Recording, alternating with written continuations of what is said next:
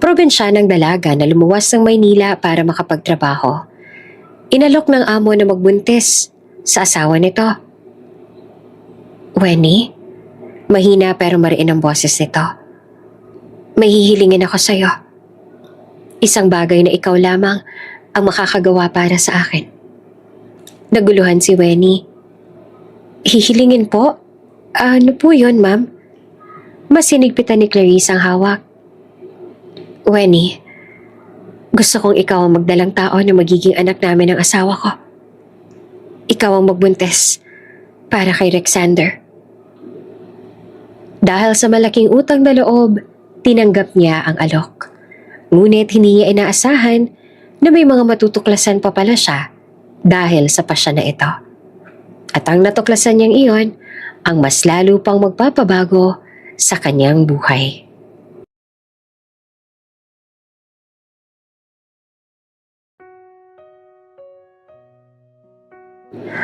Maagang umaga sa probinsya ng Masbate. Malamig pa ang simoy ng hangin at unti-unti pa lamang sumisilip ang araw sa likod ng mga bundok. Ang bahay ni Wenny ay gawa sa kahoy at pawid. Medyo luma na at tinamaan pa ng bagyo noong nakaraang linggo. Sa gilid ng bahay makikita ang ilang basang sako ng palay na halos wala ng silbi. Sa loob, abala ang kanyang ina sa pagluluto ng lugaw gamit ang maliit na kalan. Samantalang ang kanyang ama naman ay nakaupo sa bangko. Hawak ang kanyang sombrero. Malalim ang iniisip. Si Wenny naman ay nakatayo sa may pintuan. Suot ang simpleng damit na kupas ngunit malinis. Hawak na ang kanyang lumang bag na puno ng damit at ilang mahalagang gamit. Tahimik ang lahat sa kanilang bahay. Lahat ay malungkot at halos walang maayos na tulog. Ito kasi ang unang beses na malalayo siya sa kanyang pamilya. Tanging tunog lamang ng kumukulong lugaw at huni ng mga ibon ang maririnig.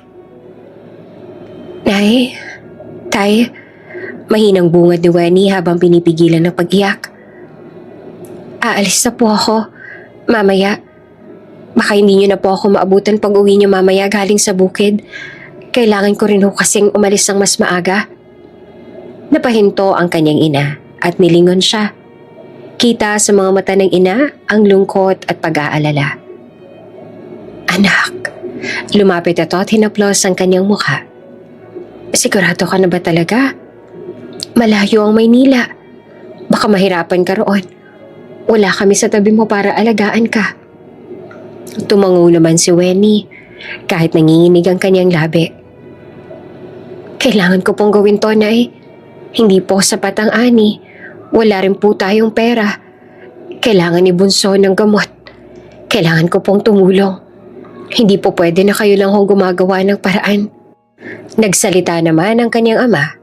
Mababa ang tinig na puno ng bigat. Wenny, anak. Alam naming mahirap ang buhay dito. Pero iba rin ang Maynila. Maraming tukso.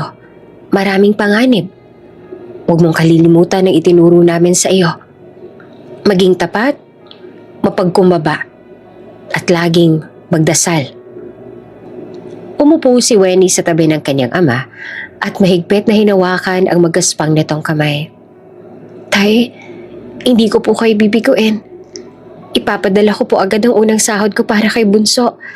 Kahit maliit lang, basta makabili ng gamot. Sa gilid ng kanilang banig maririnig ang mahina at marupok na boses ng kanyang bunsong kapatid. Ate, mahinang tawag nito habang nakahiga, maputla at payat. Babalik ka kaagad ha. Huwag mo akong tagalan sa Maynila. Gusto pa kitang makasama.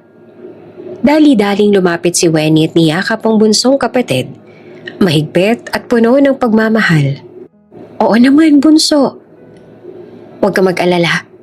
Gagawin ko ang lahat para gumaling ka. Lahat ng hirap, titiisin ko. Basta makita lang kitang malusog ulit. Niyakap sila ng ina at nagsalo-salo sila sa yakapan na puno ng luha. Ang dalawa pang kapatid ni Wenny ay umiiyak na rin at halos hindi siya matitigan. Naninikip na rin ang dibdib ni Wenny, pero kailangan niya itong gawin. Mag-iingat ka roon, anak. Sabi ng ina habang pinupunasan ng luha sa mata ni Wenny. Kapag may nangyaring masama, huwag mong sarilinin. Sabihin mo agad sa amin, ha? Lagi kang manalangin at alalahanin mo. Mahal na mahal ka namin. Huling-huli sa lahat, iniligay ng ama ang kanyang sombrero sa ulo ni Wenny. Para lagi mong maalala ang iyong pinagmulan at para lagi kang protektado kahit nasa malayo kami sa'yo. Humikbi si Wenny at niyakap muli ang kanyang mga magulang. Salamat po, Nay. Tay, mahal na mahal ko kayo. Balang araw babalik ako. Dalang magandang balita. Sigurado ho ako na mas maayos na buhay natin nun. At habang umalis siya, dala ang kanyang lumang bag at mga bili ng magulang, ramdam niya ang bigat ng responsibilidad na iniatang sa kanyang balikat. Sa bawat hakbang papunta sa terminal, dala niya ang pangarap para sa kanyang pamilya. At ang pag-asa na sa Maynila, masisilayan nila ang liwanag na matagal na nilang inaasam. Matapos ang mahabang biyahe sa bus mula sa probinsya na umabot ng 1.5 araw, masakit na ang buong katawan ni Wenny sa matagal na pagkakaupo. Nang maramdaman niya ang biglang hinto ng bus at makita ang mga nagmamadaling pasahero sa labas, agad niyang napagtanto. Narating niya na ang Cubao. Pagbaba pa lamang niya, sinulubong agad siya ng matinding init ng araw at maingay na paligid. Sunod-sunod ang busina ng mga jeep at kotse. May mga nagtitinda ng pagkain sa gilid ng kalsada at mga taong nagmamadali papunta kung saan. Laking gulat niya dahil sobrang iba ito sa tahimik na baryo na kaniyang kinalakhan. Nakahawak siya ng mahigpit sa kanyang lumang bag. Ramdam ang kaba at pangungulila. Ganito pala sa syudad? Bulong niya sa sarili. Parang walang pahinga ang mga tao. Habang naglalakad, sinubukan niyang hanapin ang address na ibinigay sa kanya ng kapitbahay nilang dating nagtatrabaho bilang kasambahay na ngayon ay OFW na. Ito ang nag-refer kay Wenny sa isang ahensya na naghahanap ng kasambahay. Ilang jeepney at tricycle ang kanyang nasakyan. Nagtanong sa mga estranghero at sa wakas ay nakarating siya sa isang matayog na gusali kung saan naroon naman ang opisina ng ahensya. Kinakabahan siyang pumasok. Isang simpleng dalagang probinsyana na halos hindi sanay makipagsalamuha sa ganoong klaseng lugar. Next! Tawag ng sekretarya. Lumapit si Wenny, bitbit ang mga dokumento at litrato. In-interview siya tungkol sa kanyang karanasan. Wala pa po akong experience bilang kasambahay. Tapat na sagot niya. Pero marunong po akong maglaba, magluto ng simpleng ulam at mag-alaga ng bata. Matamang tumingin ang tagapamahala ng ahensya sa kanya. Mukha kang masipag at tapat. Iha, may isang pamilya na nangangailangan ng kasambahay, pero dapat handa ka. Malaki ang bahay nila at mataas ang expectations nila dahil ang mga ito ay kilala ring pamilya. Tumango si Wenny, mariin ang loob. Handa po ako. Kailangan ko pong magtrabaho. At doon nagsimula ang kaniyang kapalaran. Kinabukasan, isang kotse ang sumundo kay Wenny, papunta sa mansyon ng mga de Guzman. Habang nasa loob ng sasakyan, nakadungaw siya sa bintana. Manghang-mangha sa mga malalaking gusali, matatayog na billboard at walang katapusang trapiko. Nang makarating sila, halos hindi siya makapaniwala sa kanyang nakita. Isang napakalaking mansyon na napapalibutan ng mataas na pader at magarang tarangkahan. Sa loob may malawak na hardin, mga magagarang sasakyan at bahay na parang palasyo. Grabe, bulong ni Wenny. Ganito pala ang bahay ng mayayaman? Pagpasok niya, sinulubong siya ng mayordoma na si Aling Petra. Matanda ngunit istrikta ang itsura. Ikaw ba si Winona? Tanong nito habang nakataas ang kilay. Opo, ako po si Winowa. Pero Wenny na lang po ang tawag niyo sa akin. Sagot niya, sabay ko bilang paggalang. Tiningnan niya mula ulo hanggang paa ang mayordoma bago tumango. Winowa, mabuti, sundan mo ako. Ipapakita ko ang mga gawaing nakatalaga para sa'yo. Habang nililibot siya, Hindi makapaniwala si Wenny sa loob ng mansyon. Marble flooring, malalaking chandelier, at mga painting na mukhang milyon ang halaga. Sa puntong ito, magsisimula na ang bagong kabanata ng kanyang buhay. Mula sa isang simpleng probinsyana, tungo sa kasambahay ng isang makapangyarihan at mayaman na pamilya, kung saan unti-unti niyang madidiskubre ang mga sikreto at pagsubok na magbabago sa kanyang kapalaran. Sa mga unang araw niya bilang kasambahay sa mansyon, alam ni Wenny na magiging mahirap ang adjustment. Malaki ang bahay, maraming gawaing kailangang asikasuhin, at iba-iba ang ugali ng mga kasamahan niya sa trabaho. Pero sa kanyang ikinagulat, hindi siya nahirapan gaya ng inaasahan. Mabait at magiliw ang ibang mga kasambahay. Tinuruan siya kung paano gamitin ang mga kasangkapan na noon lang niya nakita, tulad ng automatic na washing machine at oven. Kahit minsan ay napapagalitan siya kapag may mali, hindi siya pinapahiya, kundi tinuturuan ng tama. Ngunit higit sa lahat, hindi niya inaasahan na magiging ganoong kabait ang kaniyang mga amo, ang mag-asawang Rexander at Clarice de Guzman. Si Clarice, ang among babae, ay halos kasing edad lamang ni Wenny. Marahil nasa 26 o 28 taong gulang. Maputi, mahinhin, at laging nakangiti. Hindi ito tulad ng ibang mayayaman na suplada o mapagmataas. Sa halip, tinatrato nito si Wenny bilang tao, hindi bilang alipin. Samantalang si Rexander, ang among lalaki, ay mga 4 o 5 taon lamang ang agwat ng edad kay Wenny. Maginoo at laging magalang makipag-usap sa kanilang mga kasambahay. Kahit may-ari ng napakalaking kumpanya, down to earth pa rin ito. Kaya sa kabila ng layo sa pamilya at hirap ng buhay, ramdam niya na ligtas siya sa mansyon na iyon. Isang hapon, habang abala si Wenny sa paglilinis ng mesa sa sala, napansin niya si Clarice na naglalakad papasok. Maputla ang mukha nito at mabagal ang bawat hakbang na para bang hirap na hirap. "Ma'am Clarice?" agad na tawag ni Wenny, nag-aalala. Hindi naman nakasagot si Clarice, bagkos ay biglang napahawak sa noo at muntik nang matumba. Mabilis na nilapitan siya ni Wenny at inalalayan. "Ma'am, dahan-dahan lang po. Umupo po muna kayo." Inalalayan niya ito papunta sa malambot na sofa at pinaupo. Agad siyang tumakbo sa kusina. Kinuha ang isang basong malamig na tubig at dali-daling bumalik.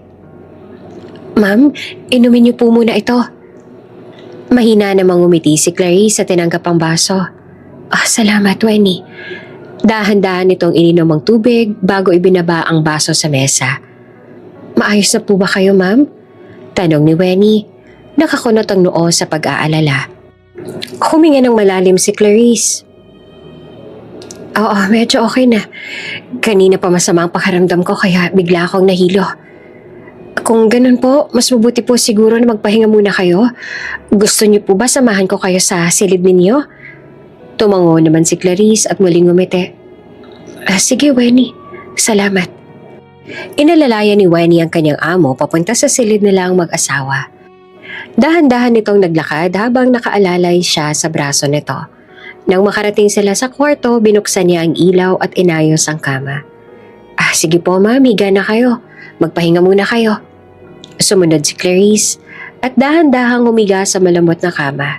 Saglit itong napapikit bago muling dumilat para tingnan si Wenny. "Kung may kailangan po kayo, tawagin niyo lang po ako. Nasa ibaba lang po ako." Nagbigay ng payapang ngiti si Wenny na para bang isang kapatid ang nag-aalaga. Ngumiti naman si Clarice pabalik. "Salamat, Wenny. Buti na lang at nandito ka." Napayuko naman si Wenny at napangiti. Medyo nahiya. "Ginagawa ko lang po ang tungkulin ko, ma'am." Bago naman tuluyang ipikit ni Clarice sa mga mata, nagsalita pa ito. "Wenny, kapag dumating ang asawa ko mamaya, maganda ka ng masarap na ulam ha, para sa kanya. Masama talagang pakiramdam ko kaya hindi ko siya maipagluluto." Tumango naman agad si Wenny. "Opo ma'am, ako po ang bahala." At sa puntong iyon, iniwan niya na ang kanyang among babae upang makapagpahinga at para na rin makapagluto na siya. Lumipas ang mga buwan at hindi na malaya ni Wenny na tila mabilis ang daloy ng panahon. Unti-unti na rin siyang nakapag-adjust sa bagong kapaligiran. Hindi na siya natatakot gumalaw sa loob ng mansyon at natutunan na rin niyang kabisaduhin ang bawat gawain mula umaga hanggang gabi. Mahigpit man siya sa sarili, lagi niyang iniisip na bawat pawis at pagod niya ay para sa kanyang pamilya. Si Ma'am Clarice, ang babaeng amo niya ay palaging natutuwa sa kasipagan at kabaitan ni Wenny. Madalas itong purihin siya at sinasabing, "Napaka maaasahan mo talaga, Wenny. Hindi ko na kailangang mag-alala pag andito ka, kaya't lalo pang nagsumikap ang dalaga." Isang gabi, matapos ang mga gawaing bahay, tumawag si Wenny sa kanilang probinsya. Mahina ang signal, kaya't ilang ulit pang nag-reconnect bago niya tuluyang narinig ang tinig ng kanyang ina. "Anak, kamusta ka na dyan? Huwag mong sabihin na lagi kang napagod." Agad na tanong ng kanyang ina, baka sa boses ang pangungulila. Halos gabi-gabi naman siya tumatawag sa kanyang magulang, pero sa tuwing sila ay magkausap, para bang ilang linggo silang hindi nag-uusap kasi punong-puno pa rin sila ng excitement. Kahit nga pagod ang kanyang ama sa bukid, talagang naglalaan ito ng sandali para lamang makausap siya nito. Napangiti si Wenny at sumagot ng mahina. "Okay lang po ako, Nay. Huwag po kayo mag-alala. Maayos naman po ako dito. Maayos na maayos po ang amo ko. Mababait po sila sa akin. Nakakakain po ako ng maayos at hindi po nila ako pinapabayaan." "Mabuti naman kung ganon. Alagaan mo ang sarili mo dyan, ha?" Narinig niya rin sumingit ang boses ng kanyang ama mula sa kabilang linya. "Salamat, anak. Natanggap na namin ang padala mo. Naibayad na ng nanay mo ang utang natin sa tindahan.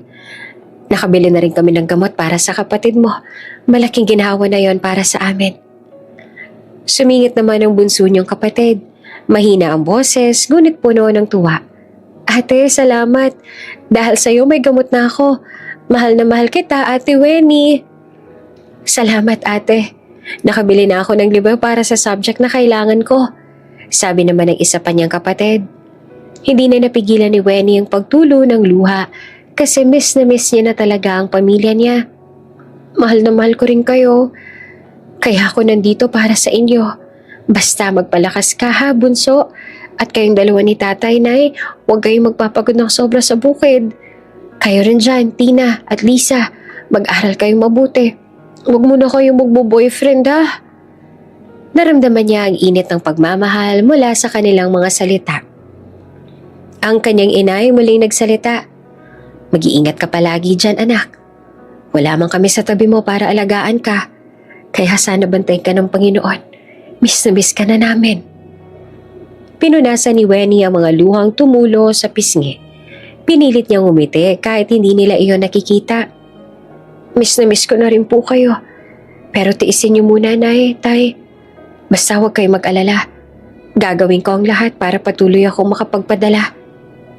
Sa mga oras na yon, hindi niya alam na may nakikinig pala sa kanya. Nasa may pintuan si Ma'am Clarice. Tahimik na nakatayo, hawak ang isang tasa ng tsaa. Hindi ito nagsalita. Bagkus ay pinakinggan lang ang bawat salitang lumalabas kay Wenny. At nang marinig nito kung paanong ang dalaga ay nagsusumika para sa pamilya, napangiti ito ng buong puso. Kaya pala napakadelikado niya. Lahat pala ng ginagawa niya, hindi para sa sarili, kundi para sa mga mahal niya sa buhay. Bulong ni Clarice sa sarili. Nang ibaba ni Wenny ang telepono, mabilis siyang pinunasan ng mga mata at huminga ng malalim. Doon na lumapit si Clarice, may bahid ng ngiti sa labi. "Narinig ko ang pag-uusap ninyo, Wenny." Mahina nitong sabi. "Ang bait mo palang anak at kapatid. Maswerte ang pamilya mo na ikaw ang kasama nila." Namula si Wenny at medyo nahiya. "Naku, pasensya na po, ma'am. Hindi ko po alam na andito po pala kayo. Baka po inaistorbo ko kayo." Umiling naman si Clarice at tinawakan siya sa balikat. "Hindi, Wenny. Sa totoo lang natutuwa ako sa'yo. Ipagpatuloy mo lang yan." Sa mga salitang yon, lalong lumuwag ang dibdib ni Wenny. Hindi lamang siya may mga mahal sa buhay na umaasa sa kanya, kundi may mga bagong tao ring handang kumalinga sa kanya sa bago niyang mundo. Isang hapon, pagkatapos silang maglinis ng bahay, tinawag siya ni Ma'am Clarice sa kusina. Nakaayos na ang mesa at nakahanda ng mga sangka para sa isang chocolate cake. "Wenny," sabi ni Clarice na may ngiti, "tulungan mo naman ako mag-bake. Gusto ko sanang isorpresa si Alexander ng paborito niyang cake pag uwi niya mamaya." "Nako, opo ma'am." Masiglang sagot naman ni Wenny at agad siyang lumapit. Kumuha siya ng mangkok at sinimulang ihalo ang harina habang si Clarice naman ay nagbabasag ng itlog. Habang nagtutulungan sila, magaan lang ang usapan at may halakhakan paminsan-minsan. Ngunit nang tumagal, biglang naging seryoso ang tinig ni Clarice. "Wenny, kanina ko pa gustong itanong, bakit mag-isa ka lang lumuwas dito sa Maynila? Hindi ba't mahirap na wala kang kasama?" Mahirap po talaga ma'am pero kailangan ko po. Ang bunso ko pong kapatid may sakit siya. Kailangan niya po ng gamot. Yung iba ko naman pong mga kapatid, nag-aaral pa. At noong isang buwan po bago ako pumunta rito, sinalanta ng bagyong palayan ng tatay ko. Naubos po talaga lahat ng tanim. Walang niiwan para sana'y mapakinabangan namin. Kaya po ako nagdesisyon na maghanap ng trabaho dito para makatulong. Tahimik na nakinig si Clarice. Hawak ang spatula, nakatitig kay Wenny. Kita sa kanyang mga mata ang awa at paghanga. "Wenny, napakabait mo. Humahanga ako sa'yo. Alam mo ba yon? Isinusuko mo ang sarili mong kaginhawaan para sa pamilya mo. Aba, hindi lahat kaya yan." Napayuko naman si Wenny. Medyo nahihiya pa. "Ginagawa ko lang po ang dapat, ma'am. Sila po ang dahilan kung bakit ako nagsisikap." Tumayo si Clarice, tsaka bahagyang umiti. "Maswerte ka, Wenny. Kasama mo pa ang pamilya mo. Alam mo may uuwian ka. May mga taong nagmamahal sa'yo ng buo." Nagtaas ng tingin si Wenny. Medyo nagulat sa sinabi ng amo. "Ma'am, kung hindi niyo po mamasamain, nasan po ang mga magulang ninyo?"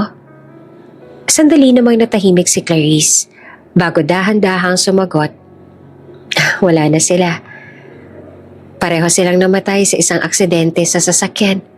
Bata pa ako noon. At dahil nag-iisang anak lang ako, mag-isa na lang ako sa buhay." Nanlaki ang mga mata ni Wenny. Agad siyang natigilan at halos mabitawan ng kutsara. "Naku, pasensya na po ma'am. Baka nasaktan ko po kayo sa tanong ko." Ngumiti si Clarice bagamat may bakas ng lungkot sa kanyang mukha. "Naku, ayos lang, Wenny. Hindi mo naman alam. Tsaka matagal naman na yun. Masaya na ako ngayon dahil kasama ko na si Alexander. Sa katunayan, kung walang asawa ko, baka matagal na rin ako nawala ng lakas ng loob. Buti na lang andyan si Alexander. Kahit nung ako'y nag-iisa, hindi niya talaga ako iniwan." Napangiti rin si Wenny. Ramdam ang sinseridad ng kanyang amo. "Maswerte ho kayo, ma'am, na napakabait ng asawa ninyo. Nararapat po kayo para sa isa't isa." Bahagyang namula si Clarice at napatingin sa sahig. "Oo nga, kaya nga araw-araw, nagpapasalamat ako sa Diyos na binigay siya sa akin." Sandali silang natahimik habang nagpapatuloy sa pagkahalo ng mga sangkap. Pagkatapos ay muling nagsalita si Clarice. Sa mas magaan na tono naman. "Ikaw, Wenny, anong klaseng lalaki ba ang gusto mong maging asawa balang araw?" Napatigil naman si Wenny. Medyo natatawa at nahiya. Wala pa po sa isip ko yon, ma'am. Ang iniisip ko lang po ngayon ay ang pamilya ko po. Sila pong inuuna ko." Napapailing si Clarice at ngumiti. "Wala ka bang nagugustuhan ngayon kahit crush lang?" Umiling si Wenny, namumula ang pisngi. Wala po talaga Sa katunayan, di pa po ako nagkakagusto sa kahit sino. Siguro po kasi simulat sa pool, pamilya ko na talagang iniintindi ko. Kaya hanggang ngayon, wala pa akong oras para sa mga ganong bagay." Napahinto si Clarice, napatingin sa kanya, tsaka dahan-dahang umiti. "Alam mo, Wenny, Napakaswerte ng mapapangasawa mo balang araw. Kasi alam ko kung paano mo mahalin at unahin ang pamilya mo. Ganun mo rin siya mamahalin. Habang patuloy silang naghahalo ng mga sangkap, tila ba gumaan ang usapan at dumaloy ang kwento ng isa't isa. Si Clarice na kanina pa masiglang nagkukwento, napahinto saglit at saka ngumiti. Alam mo, Wenny, sabi niya, aaminin ko na sobrang swerte ko talaga kay Rexander. Napakabuti niyang asawa. Hindi man siya perpekto, pero lagi niyang inuuna ang kaligayahan ko. Minsan, naiisip ko nga na baka wala na ako mahihiling pa. Pero hindi ko alam kung maswerte na siya sa akin. Ang dami naming pangarap. Sobrang dami pa ng nais namin gawin.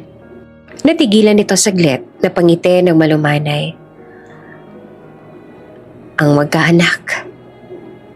Yan talagang matagal na naming pinapangarap. Kuminang ang mga mata ni Wenny, kasabay ng mabilis na pagtango. Talaga ho, ma'am? Naku, excited na rin ako kapag nagkaroon na kayo ng baby dito sa bahay. Tsaka po, mas lalo pang magiging masaya ang tahanan ninyo. Ako pa mismo matutuwa kapag maraming bata na tumatakbo-takbo dito. Ang saya po nun. Ngunit hindi inaasahan na naging reaksyon ni Clarice. Unti-unting nagbagong ekspresyon nito. Mula sa ngiti, napalitan ng lungkot. Napansin naman niyon ni Wenny, kaya agad siyang nag-alala. Ma'am, may nasabi ho ba akong hindi maganda? Tanong ni Wenny, halos pabulong at nakaramdam ng kaba. Pasensya na po kung may nasabi ako. Hindi pa siya makapagpatuloy. Bahagyang umiling si Clarice at pinilit ang isang maliit na ngiti. Hindi, Wenny. Ayos lang. Hindi naman ikaw ang may mali.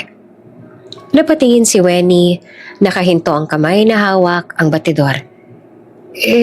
Bakit po kayo nalulungkot? Huminga ng malalim si Clarice tsaka marahang nagsalita. Nalulungkot lang ako kasi hindi ko mabibigay kay Rexander ang bagay na pinakaninanais niya. Ang magkaroon ng anak. Natahimik si Wenny. Para bang natuyuan siya naglaway at hindi alam kung paano sasagot. Kita niya ang bigat sa mga mata ni Clarice at ramdam niya ang kirot na hindi nito laging ipinapakita. Dahan-dahan, nagpatuloy si Clarice. Medyo garalgal ang boses. May sakit ako sa ovary, Wenny. Iyon ang dahilan kung bakit hindi ako makapagdala ng anak. Alam kong hindi ko kasalanan yan pero minsan pakiramdam ko kulang ako bilang babae. At natatakot ako na baka dumating ang araw na magsawa si Alexander kasi hindi ko kayang ibigay ang bagay na gustong-gusto niya. Napakurap si Wenny. Pilit ding umiti bagamat ramdam niya ang bigat ng sitwasyon. Nilapag niya ang hawak na kutsara at lumapit ng kaunti kay Clarice. Ma'am, huwag niyo pong isipin na kulang kayo. Hindi naman po kabawasan sa isang babae kung hindi siya magkaanak. Ang pagmamahal po ninyo kay Sir Alexander, sapat na para maging masaya ang pamilya ninyo. At sigurado po ako, hindi kayo iiwan ni Sir. Mahal na mahal ho kayo noon. Kita ko po iyon. Tila naantig si Clarice sa sinabi ni Wenny. Napayuko siya at dahan-dahang tumulo ang isang luha. Salamat, Wenny. Hindi mo alam kung gaano kalaking ginhawa ang dala ng mga salita mo. Ngumiti rin si Wenny, bagamat may bakas ng lungkot sa kanyang mukha. Ma'am, sa totoo lang po kayo po ang maswerte. Kasi kahit hindi kayo magkaanak, may asawa kayo nagmamahal sa inyo ng buo. At alam ko po, kung talagang mahal ka ni Sir, hindi yun magbabago. Sa huli, mas mahalaga po yung kayong dalawa at hindi yung kulang na iniisip ninyo. Huminga ng malalim si Clarice at bahagyang tumawa. Pilit na pinapagaan ang loob. Alam mo, Wenny, hindi ka lang basta kasambahay dito sa bahay. Para kang kapatid na nakakausap ko. Salamat, ha? Napangiti naman si Wenny. Naglakbay ang init sa kanyang dibdib. Ako nga pong dapat magpasalamat, ma'am. Ang bait-bait niyo po sa akin. Sa sumunod na gabi, Nasa kwarto si Wenny. Hawak ang cellphone na nanginginig sa kanyang mga kamay. Halos hindi niya marinig ang bawat salita ng kanyang ina dahil sa mabilis na kabog ng kanyang dibdib. Anak, sinugod na naman namin ang kapatid mo sa ospital. Sabi ng doktor, kailangan na raw siyang maoperahan sa lalong madaling panahon. Kung hindi, baka hindi na siya tumagal. Halos sumagulhol ang boses ng kanyang ina sa kabilang linya. Nangingilid ang luha sa mga mata ni Wenny. Napahawak siya sa kanyang bibig. Pilit na pinipigil ang hikbi. Nay, pero wala pa po ako sapat na ipon sa ngayon. Ni Singkong Duling, wala pa nga ako mahuhugot. Paano po yan? Hindi na nakasagot ang kanyang ina. Tanging pag-iyak na lamang ang kanyang narinig. At sa oras na yon, pakiramdam ni Wenny ay gumuho ang mundo niya. Naupo siya sa gilid ng kama. Tulala at hindi alam ang gagawin. Hindi niya namalaya na nasa pinto pala si Clarice. Tahimik itong lumapit, naupo sa tabi niya at marahang tinapik ang balikat ni Wenny. Narinig ko ang pinag-usapan ninyo ng nanay mo. Napalingon si Wenny at agad na nagpahid ng luha. Ma'am, pasensya na po. Hindi ko po sinasadya na marinig ninyo. Huwag niyo na po ako intindihin, ma'am. Pero pinutol siya ni Clarice. Wenny, huwag kang mag-alala. Hindi ka nag-iisa. Hindi mo kailangang solohin to. Kinabukasan, kinausap siya ni Clarice at ni Alexander sa sala. Nakaupo silang mag-asawa. Seryoso ang mga mukha, pero ramdam ni Wenny ang malasakit. Wenny? Unang nagsalita si Alexander. Nabanggit sa akin ni Clarice ang sitwasyon ng kapatid mo. Alam naming wala ka pang sapat na ipon para sa operasyon. Kaya gusto naming tulungan ka. Napasinghap si Wenny. Halos mapatayo sa pagkabigla. Sir, ma'am, hindi ko po kayo maintindihan. Ngumiti si Clarice. Marahang hinawakan ng kamay ng dalaga. Pansamantala mong dalhin dito sa Maynila ang pamilya mo. Kami nang bahala sa lahat ng gastusin para sa pagpapagamot at operasyon ng kapatid mo. May kilala kaming pinakamagagaling na surgeon doctors dito. Silang gagawa ng operasyon para matanggal ang tumor sa utak ng kapatid mo. Parang hindi naman makapaniwala si Wenny sa kanyang narinig. Ma'am, sir, hindi ko po alam kung paano ko kayo mababayaran. Hindi ko po alam kung paano. Pinutol siyang muli ni Alexander. Nakangiti ng magaan. Hindi mo kailangang bayaran, Wenny. Pamilya ka na rin namin dito. At alam namin napakabait mong kapatid at anak. Hayaan mong kami naman ang magbigay ng tulong sa'yo. Hindi na napigilan ni Wenny ang pagbuhos ng kanyang mga luha. Napaluhod siya sa harap ng mga amo. Hawak ang kanilang mga kamay. Maraming salamat po. Hindi ko po alam kung anong gagawin ko kung wala kayo. Pangako po, habang buhay ko pong tatanawin ng utang na loob ito. Makalipas ang ilang araw, dumating sa Maynila ang pamilya ni Wenny. Niyakap siya ng kanyang ina ng mahigpit. Umiiyak sa sobrang pasasalamat sa kabutihang tinanggap nila. Si Clarice naman ay personal na sinalubong ang pamilya, habang si Alexander ay inasikaso ang ospital at doktor. Ang kapatid naman ni Wenny ay agad na dinala sa isa sa pinakamagandang ospital sa lungsod. Doon ipinakilala sa kanila ang isang kilalang neurosurgeon na mismong nirecommend ni Alexander. Ipinaliwanag ng doktor ang proseso ng operasyon. Delikado, mahirap, ngunit may malaking posibilidad ng tagumpay. Sa araw ng operasyon, halos hindi naman mapakali si Wenny. Paulit-ulit siyang nagdarasal. Hawak ang rosaryo, binigay sa kanya ng kanyang ina. Kasama niya si Clarice na hindi siya iniwan. Hawak-hawak ang kanyang balikat. Wenny, kaya yan ang kapatid mo. Magtiwala ka. Marahang bulong ni Clarice. Lumipas ang ilang oras na parang taon. Hanggang sa lumabas ang doktor mula sa operating room. May ngiti sa kanyang labi. Matagumpay ang operasyon, stable na siya. At maya-maya lamang ay ililipat natin siya sa recovery room. Halos mapahagulhol naman si Wenny sa sobrang tuwa. Niyakap niya si Clarice. Salamat po, ma'am. Sir, hindi ko po alam kung paano ko po kayo mapapasalamatan. Buhay ng kapatid ko ang nailigtas ninyo. Ang kanyang ina ay napaluhod sa harapan ni na Clarice at Alexander. Humahagulgol at paulit-ulit na nagpapasalamat. Hindi po namin makakalimutan ang kabutihan ninyo sa amin. Habang bumuhay po namin kayong ipagdarasal at pasasalamatan. At sa mga oras na yon, mas lalong nanumbalik ang sigla at pag-asa kay Wenny.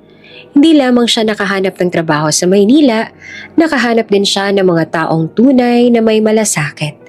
At doon, mas tumibay ang kanyang paninindigan na magsikap pa para sa pamilya.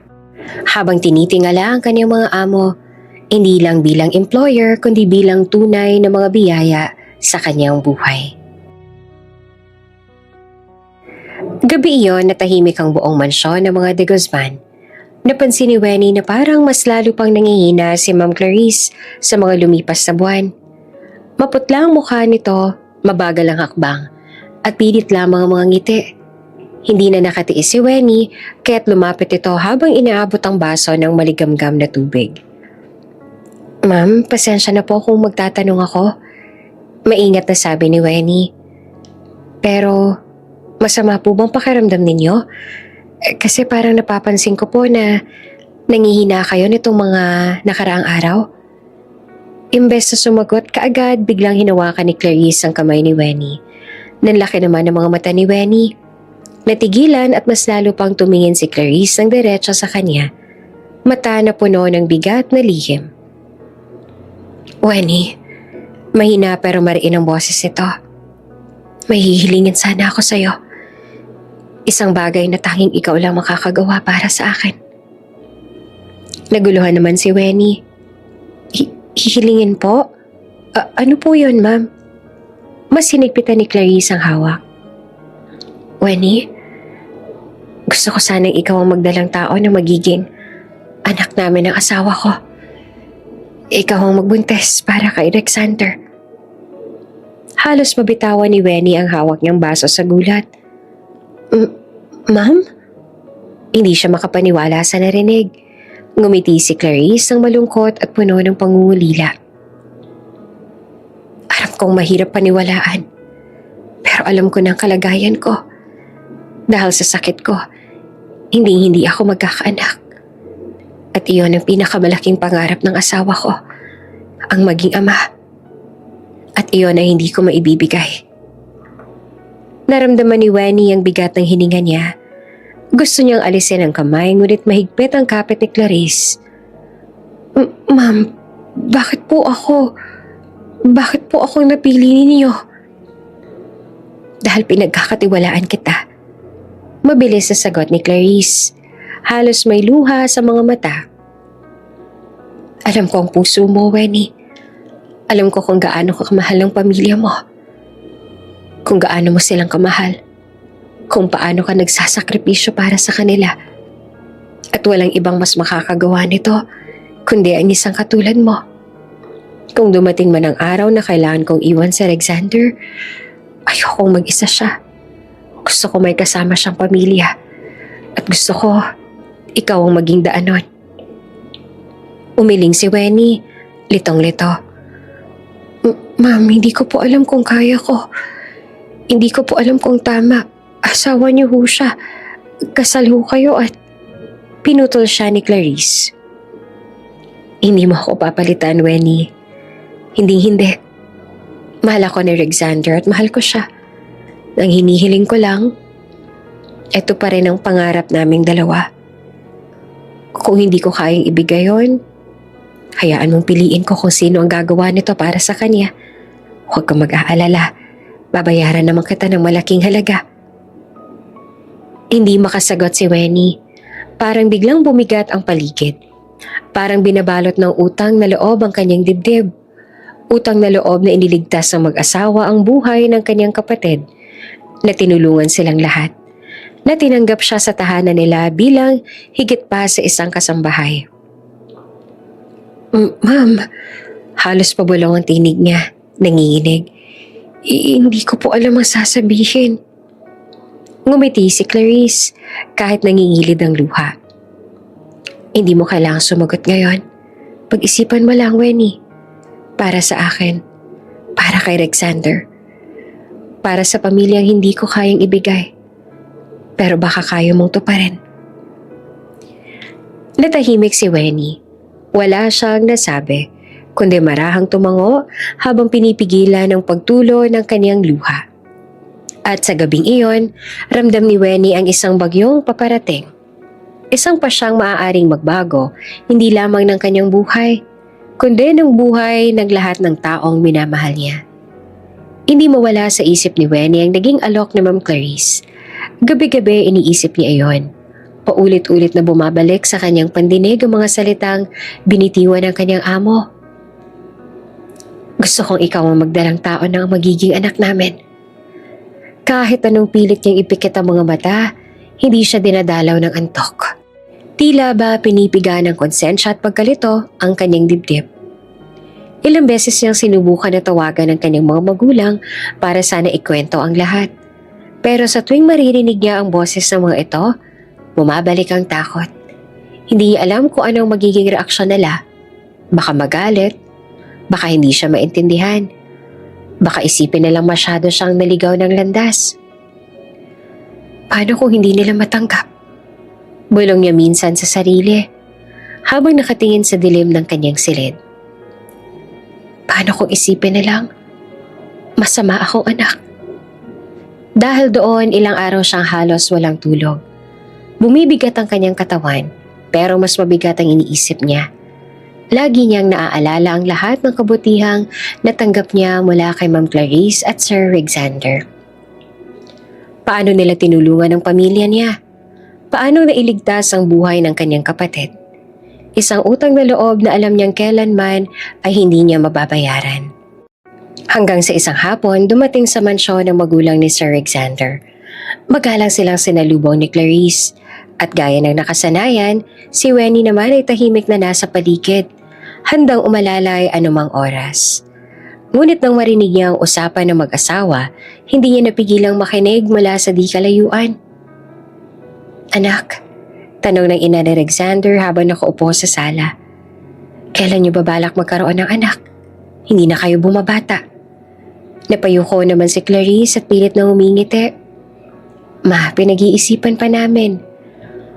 Kung sakali man, sabat ng ama ni Alexander, kung ayaw mong mabuntis o mahirapan, pwede naman kayong mag-ampon. Hindi kailangan sa dugo lang manggaling ang anak. Maraming batang nangangailangan ng tahanan. Tahimik si Clarice. Nakita ni Wenny mula sa malayo ang lungkot na hindi nito kayang itago sa kanyang mga mata.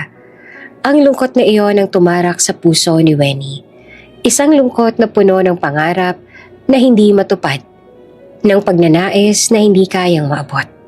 Doon bigla siyang nakaramdam ng matinding kirot sa dibdib. Para bang siya mismo ang pinapasa ng bigat ng kanyang amo.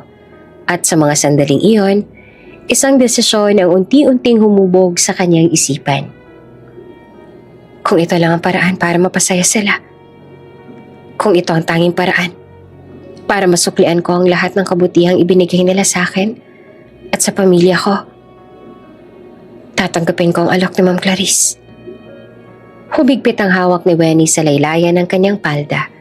Habang nakatingin kay Clarice, napilit na nagtatago ng lungkot. At sa mismong oras na yon, alam niyang buo na ang kanyang pasya. Matapos mabuo sa isipan ni Wenny ang kanyang pasya, halos buong araw siyang kinakabahan. Hindi niya alam kung paano siya sisimula ng pag-uusap. Ngunit alam niya ang kailangan niyang gawin. Nang gabing iyon, matapos ang hapunan at makaalis si Sir Alexander para sa isang meeting, nag-ipon siya ng lakas ng loob. Tahimik siyang kumatok sa pintuan ng silid ni Ma'am Clarice. Pasok ka, Wenny. Wika nito na nakaupo sa gilid ng kama. May hawak na aklat, ngunit bakas ang lungkot sa mukha nito. Huminga ng malalim si Wenny bago lumapit. Ma'am, may gusto po sana akong sabihin. Itinaas ni Clarice ang paningin. May bahid ng pag-aalala. Ano yon, Wenny? Sandali pang natigilan si Wenny. Pinipigilan ang panginginig ng kanyang tinig. Ngunit sa huli, buong tapang niyang sinabi. Tinatanggap ko na po ang alok ninyo. Handa po akong maging ina ng magiging anak ninyo ni Sir Alexander. Nabigla si Clarice at saglit na natulala. Ngunit agad din bumuhos ang luha sa mga mata. Tumayo ito at niyakap si Wenny ng mahigpit. Halos hindi na makapagsalita sa sobrang pasasalamat. Wenny, hindi ko alam kung paano ko ito mapapasalamatan. Nanginginig ang tinig ni Clarice habang nakayakap. Hindi mo alam kung gaano mo kami pinasaya sa desisyong ito. Ano bang hilingin mo? Ano bang gustuhin mo? Ibibigay ko sa'yo. Ipagkakaloob ko lahat. Basta't alam mong hindi ka namin pababayaan, ha? Ngumiti si Wenny kahit nanlalamig ang kanyang mga kamay. Ma'am, sapat na po yung lahat ng naging tulong ninyo sa amin. Niligtas niyo ang buhay ng kapatid ko. Tinulungan ang pamilya ko. Hindi ko po iyon malilimutan. Kaya gagawin ko ito bilang kabayaran sa lahat ng kabutihan ninyo sa amin. Humawak siya sa kamay ni Clarice. Nag-aalangan ngunit kailangan sabihin na nasa isip. May pakiusap lang po sana ako, ma'am. Bahagya namang umiti si Clarice. Pinapawi ang kaba ni Wenny. Ano yon, Wenny? Sabihin mo lang. Sandali pang nagulat si Clarice ngunit agad nitong naunawaan ang tinutukoy ng dalaga. Hinawakan nito ang magkabilang balikat ni Wenny at marahang tumango. Huwag ka mag-aalala, Wenny, naiintindihan ko. Hindi mo kailangang gawin yon. May paraan naman para hindi ka mahirapan. Hindi mo kailangang gumaan sa ganon. Surgical method ang gagamitin para maging ikaw ang magdadala ng magiging anak namin. Para bang nabunutan ng tinik si Wenny. Maraming salamat po, ma'am. Malaking ginhawa po na marinig ko yon. At kung ganun ho, sabihin niyo lang po sa akin kung kailan. Kung kailan gusto niyong ipabuntis ang anak ninyo para maihanda ko po ang sarili ko. Muling bumuhos ang luha ni Clarice. Ngunit ngayon ay luha ng pag-asa at labis sa pasasalamat. Muli niyang niyakap si Wenny ng mas mahigpit kesa kanina. Salamat, Wenny. Salamat ng buong puso. Hindi mo alam kung gaano ito kahalaga sa akin at kay Alexander. Hindi ka namin kailanman kakalimutan. At sa gabing iyon, sa loob ng silid na puno ng pangako at emosyon, tuluyang nagbago ang takbo ng buhay ni Wenny. Mula sa pagiging simpleng kasambahay, siya na ngayon ang magiging susi para matupad ang matagal ng pangarap ng kaniyang mga amo. Kinagabihan, matapos makapag-usap sina Clarice at Wenny, kinausap na rin ni Clarice ang asawa. Sa malambing na tinig, ipinahayag nito ang malaking desisyon. Alexander, mahina ngunit puno ng pag-asa ang tinig ni Clarice. Nagkausap na kami ni Wenny at pumayag na siya. Siya na ang magiging surrogate mother ng anak natin. Halata ang pagkabigla sa mukha ni Alexander. Saglit itong natahimik. Pinakatitigan ng asawa na ngayon ay nakangiti. Tila ba may liwanag na bumalik sa mga mata. Ngunit sa kalooban ni Alexander, mayroong bigat. Hindi nito lubos maisip kung tama nga ba ang lahat ng ito. Kung handa ba itong makita ang kanilang magiging anak na iluwal ng ibang babae. Clarice, mahinang sambit ni Alexander, halatang nag-aalangan. Sigurado ka ba dito? Hindi ba't mas mabuti pa siguro kung sa ibang paraan na lang? Adoption tulad ng mungkahin ni na mama at papa. Umiling si Clarice, mahigpit na hinawakan ang kamay ng asawa. Alexander, mahal. Matagal mo ng pangarap na magkaroon ng anak. Ayokong ipagkait yun sa'yo. Hindi ako makakapagbigay. Alam kong hanggang dito na lang talaga ako. Gusto kong ibigay ang anak na galing talaga sa'yo. Ngayon may pagkakataon tayong matupad yun. At natitiyak akong magiging mabuting surrogate mother si Wenny. Just look at her face. Kung sakaling maging kamukha niya magiging anak natin, I'm sure magiging maganda o gwapo siya. Napayuko si Wenny na nakatayo sa gilid. Halos hindi siya makatingin. Sa dibdib niya, may kaba at may hiya. Alam niyang malaking hakbang ito sa kanyang buhay. Ngunit ramdam din niya ang bigat ng responsibilidad na kanyang pinasok. Samantalang si Alexander, malamig naman na tumingin sa kanya. Walang emosyon sa mukha. Hindi ito nagsalita. Tila ba tinatanggap na lamang ang desisyon ng asawa, kahit na may alinlangan sa loob niya. Sa huli, tumango ito ng marahan. Kung yan ang gusto mo, Clarice, wala na ako magagawa kundi sumang-ayon. Niyakap ni Clarice ang asawa at bakas ng saya. Salamat, mahal. Hindi mo alam kung gaano ako kasaya ngayon. Alam kong magiging mas magaan ang lahat. Ngunit sa gabing iyon, hindi agad nakatulog si Wenny. Nang makabalik siya sa kanyang maliit na silid, agad niyang kinuha ang cellphone at tinawagan ang kanyang mga magulang. Ilang ring lamang at sinagot ito ng kanyang ina. Anak, kamusta ka na dyan? Tanong ng ina na may halong pangungulila ang boses. Huminga ng malalim si Wenny bago nagsalita.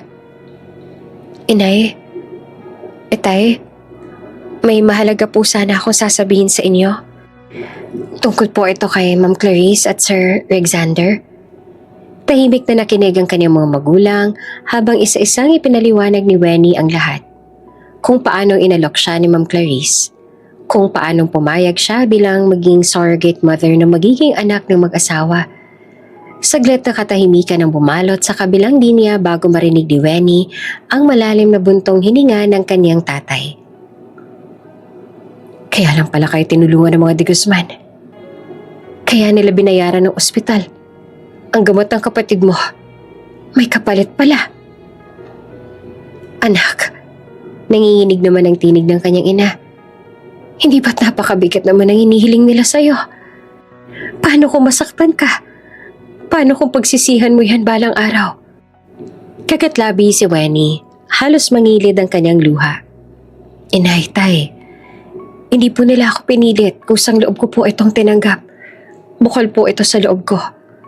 Alam kong mahirap pero hindi ko malilimutan lahat ng ginawa nila para sa atin. Niligtas nila ang buhay ni Bunso. Binayaran nila ang utang natin. Tinulungan tayo sa lahat. Kung may paraan ako para masuklian yon, ito na po yun. Anak, bulalas ang kanyang ama. Pero ang kapalit naman yan ay isang bahagi ng pagkatao mo. Hindi ba't napakabigat yan? Pinilit namang umiti ni Wenny, kahit nangingilid ang luha. Itay, huwag po kayong mag-alala. Kaya ko po ito. Malakas ako at wala pong mangyayaring masama. Gusto ko rin na maging masaya sila. Ang pagkakaroon ng anak, isa yun sa pinapangarap nila. At kung ako po ang magiging daan para matupad yun, tatanggapin ko. Tahimik ang kanyang mga magulang sa kabilang linya. Maririnig lamang ang mahinang hikbe ng kanyang ina. Anak, mahal na mahal ka namin. Kahit anong mangyari, huwag mong kakalimutan yan. Sana lang hindi ka masaktan.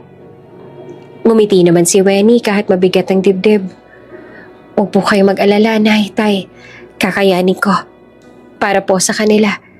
At higit sa lahat, para sa atin. Mahal ko rin ho kayo. Miss na miss ko na po kayo. At sa gabi ngayon, matapos niyang ibaba ang tawag, muling nahiga si Wenny.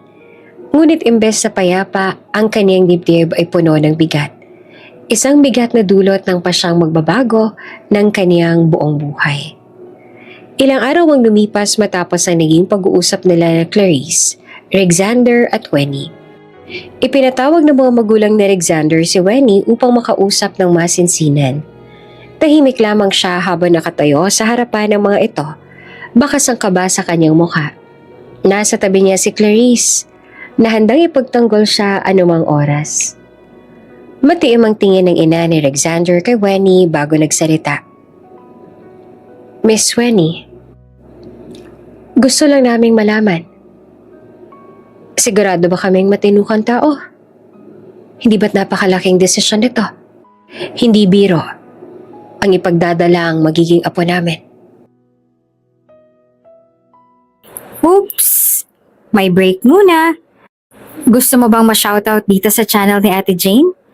Mag-comment lang ng lesson you learned from the latest story uploaded. Dahil pipili kami ng isang best comment of the day para i-shoutout sa susunod na upload. Kaya huwag kalimutang mag-iwan ng lesson you learned after you watch this video. Maraming salamat! Shoutout nga pala kina Erna Fulgencio Arandes from Rojas City, Capiz, Domingo Tagakay, at Rogelio Bonoan from Claveria, Cagayan. Sa ating mga taga-subaybay, paki-comment naman po sa baba kung taga saan kayo para alam ko kung hanggang saan umaabot ang mga kwento ni Ate Jane at para mai-shoutout ko kayo sa mga susunod pa nating mga kwento. Maraming salamat sa pakikinig!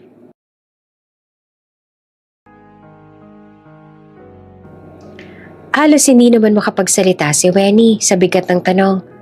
Ngunit bago pa siya makasagot, agad nang sumingit si Clarice. Mom, Dad, kung may isa pong taong masasabi kung pinakamabait at pinakamapagkumbaba na nakilala ko, si Wenny po iyon. Alam kong kaya niyang ipagbuntis ng maayos ang magiging anak namin ni Alexander. Buo pong tiwala ako sa kanya. Ngunit tila hindi pa rin kumbensido ang ina ni Alexander. Napatingin ito kay Clarice at malamig na nagtanong. Bakit kasi hindi na lang ikaw ang magbuntis, Clarice? Hindi ba't mas natural kung ikaw mismo ang magluwalang anak ninyo? Napuyo ko si Clarice, mahigpit na hinawakan ng kamay ng asawa. Kita naman ang lungkot at bigat ng loob sa mga mata nito. Pasensya na po pero hindi ko na po kaya. May karamdaman ako sa aking ovaryo. Wala na po akong kakayahang magbuntis. Natigilan naman ang mga magulang ni Alexander. Saglit na katahimikan ang bumalot sa buong silid. Doon nila napagtanto ang bigat na pinapasa ng kanilang manugang. Kaya't muli nagsalita si Alexander, mariin ng tinig at puno ng pagtindig para sa asawa. Hindi ba't kayo mismo ang nagsabing gusto niyo ng apo? Ito ang paraan na nais ng asawa ko. Kaya sana, irespeto ninyo ang desisyon naming mag-asawa. Nagkatinginan ang mga magulang ni Alexander. Sa huli, napabuntong hininga ang ama at marahan nagsalita. Pasensya na, Clarice. Pasensya na rin sa'yo, Wenny. Hindi namin agad naunawaan ang sitwasyon. Masyado lang kami nag-aalala. Humarap naman sila kay Wenny ngunit mahigpit at seryoso ang tono ng ina ni Alexander. Wenny, kung tunay kang bukas loob sa gagawin mo, tandaan mong napakalaki ng pananagutan mo. Just make sure na ipagbubuntis mo ng maayos sa magiging apo namin. Dahil kung sakaling may mangyari na masama sa bata, ikaw ang mananagot.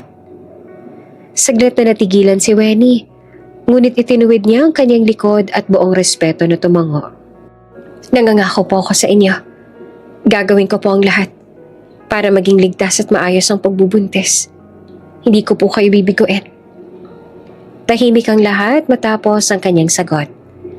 Kinabukasan, matapos ang tensyonadong pag-uusap kasama ang mga magulang ni Alexander, nagpa siya si Clarice na kausapin ng kanyang asawa ng masinsinan.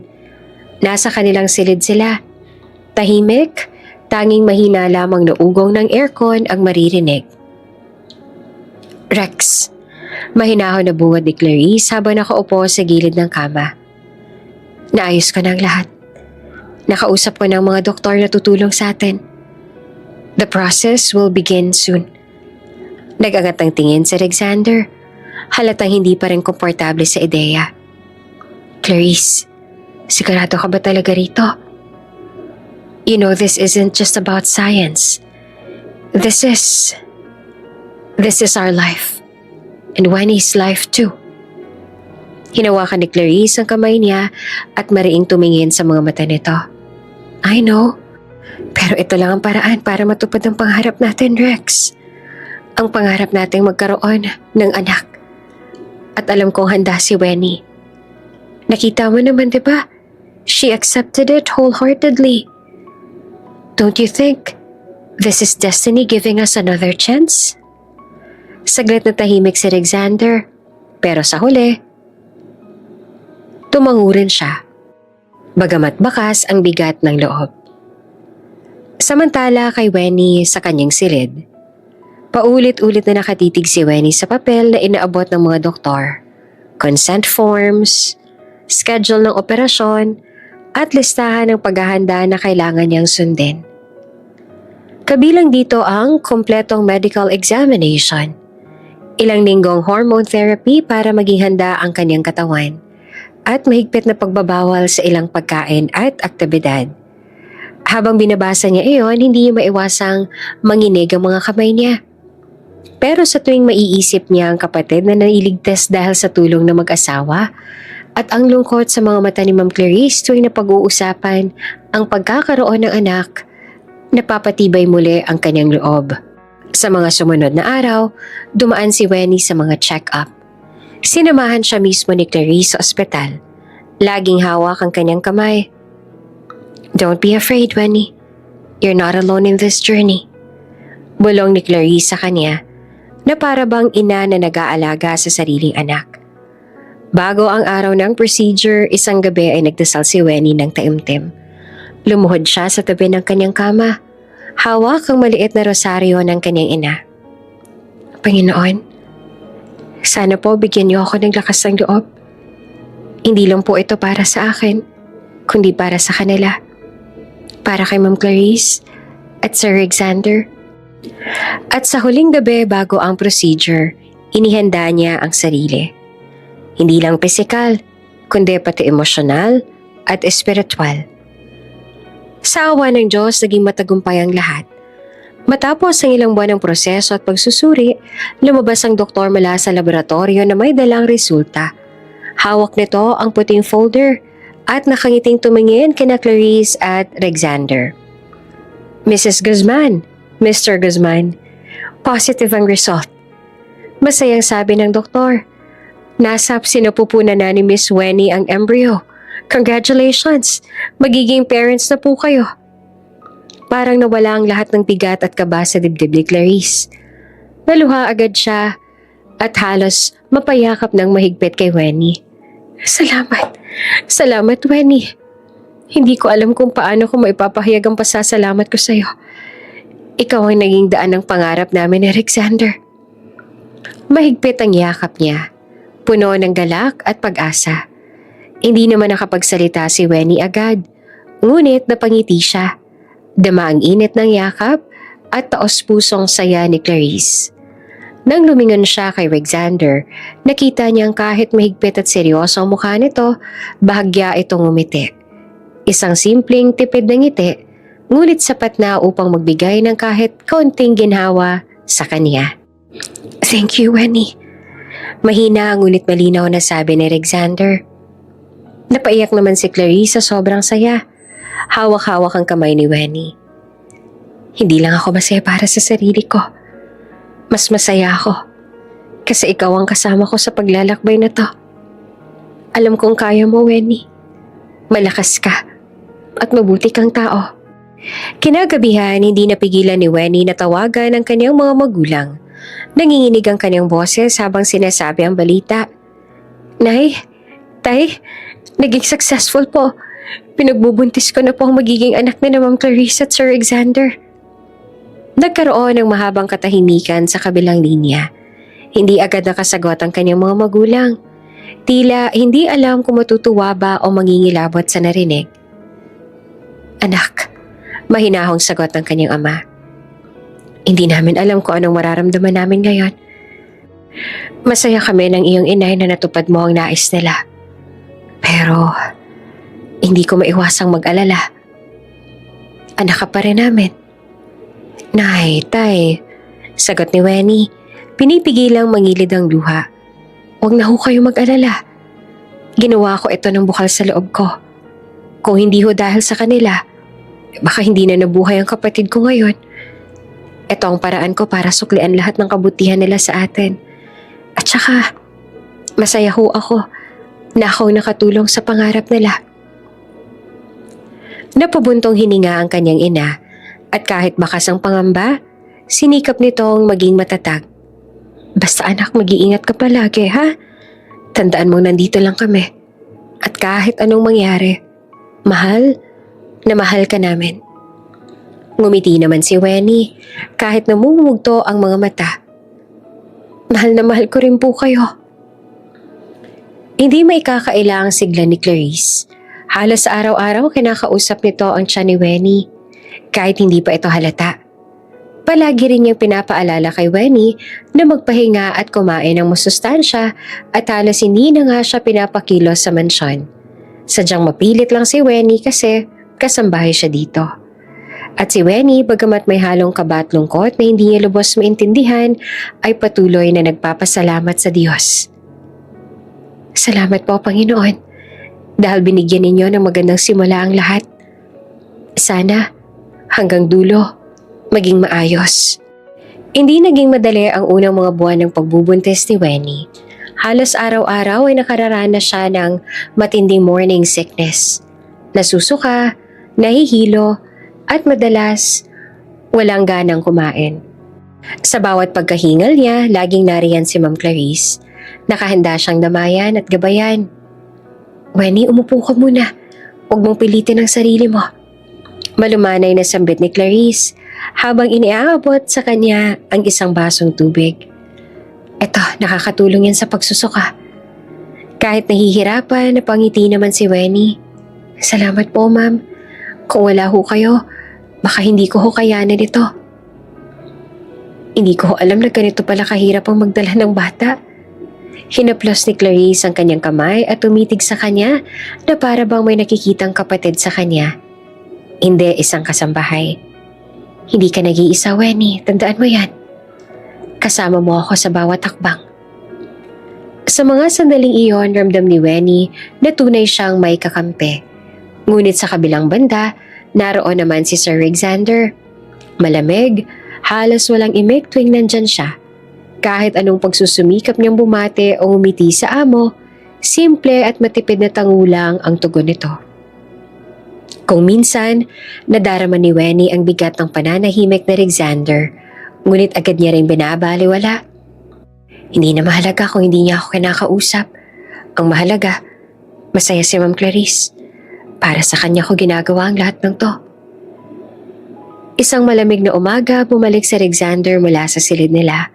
Maputla at nanginginig ang tinig. Wenny, manang tulungan niyo ako. Si Clarice, ayaw niyang magising. Napatakbo si Wenny. Nanginginig din ang tuhod. At nakita ang among babae na nakahiga sa kama. Maputla at halos walang malay. Agad silang sumugod sa ospital. Sa loob ng ER, mabilis na inasikaso ng mga doktor si Clarice. Halos hindi naman makaperme si Alexander. Naglakad lang ng pabalik-balik na puno ng kaba. Samantalang si Wenny nakatayo lamang sa gilid at mahigpit na hawak ang sariling mga kamay upang mapigilan ang panginginig. Maya-maya, lumabas ang isang doktor. Hawak ang chart at may mabigat na ekspresyon. Mr. De Guzman. Nagsimula ito. Dahan-dahan na nagsalita. Palala ng palala ang kondisyon ng inyong asawa. Nabigla si Alexander. Agad na lumapit. Ano ang ibig niyong sabihin? Hindi ko maintindihan. Anong kondisyon? Nagkatinginan ng mga nurse sa paligid. Huminga ng malalim ang doktor at itinuloy. Hindi niyo pa ba alam? May malubhang cancer ang inyong asawa. Sa totoo lang, isang malaking milagro na hanggang ngayon ay nakakalaban pa rin siya dahil may taning na ang kanyang buhay. Para bang binuhusan ng yelo si Alexander. Namutla ang mukha at natigilan. Cancer? Paos na ulit nito. Tila ba hindi pa rin makapaniwala. Sa di kalayuan, nakikinig naman si Wenny. Para siyang binagsakan ng mundo. Nanlamig ang kanyang mga kamay at unti-unti nang nawala ang kulay sa kanyang mukha. Si Ma'am Clarice, may cancer? Kaya pala. Bulong ni Wenny sa sarili. Halos hindi niya maipaliwanag ang bigat na sumilay sa kanyang puso. At doon niya tuluyang naunawaan ang lahat ng kabaitan, lahat ng pagnanais ni Clarice na mag-iwan ng anak para kay Alexander ay may mas malalim pa palang dahilan.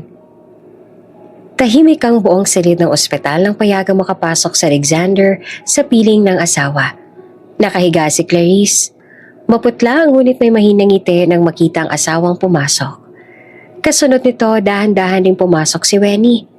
Tahimik at pumuwesto lamang sa isang tabi. Nakatitig si Alexander kay Clarice.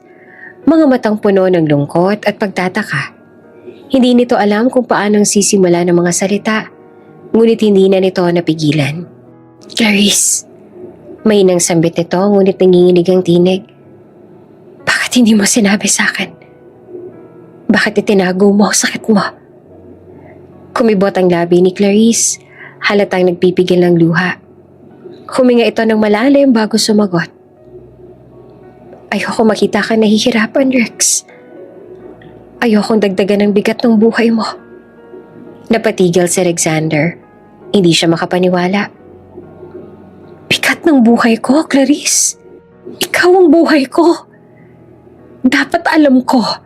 Dapat magkasama natin tong hinarap. Bakit pinasan mo ng mag-isa? Naluha na si Clarice. Dumaloy iyon sa kanyang pisngi at mahina siyang tumawa sa gitna ng pag-iyak. Kasi natakot ako. Natakot akong baka mawalan ka ng pag-asa.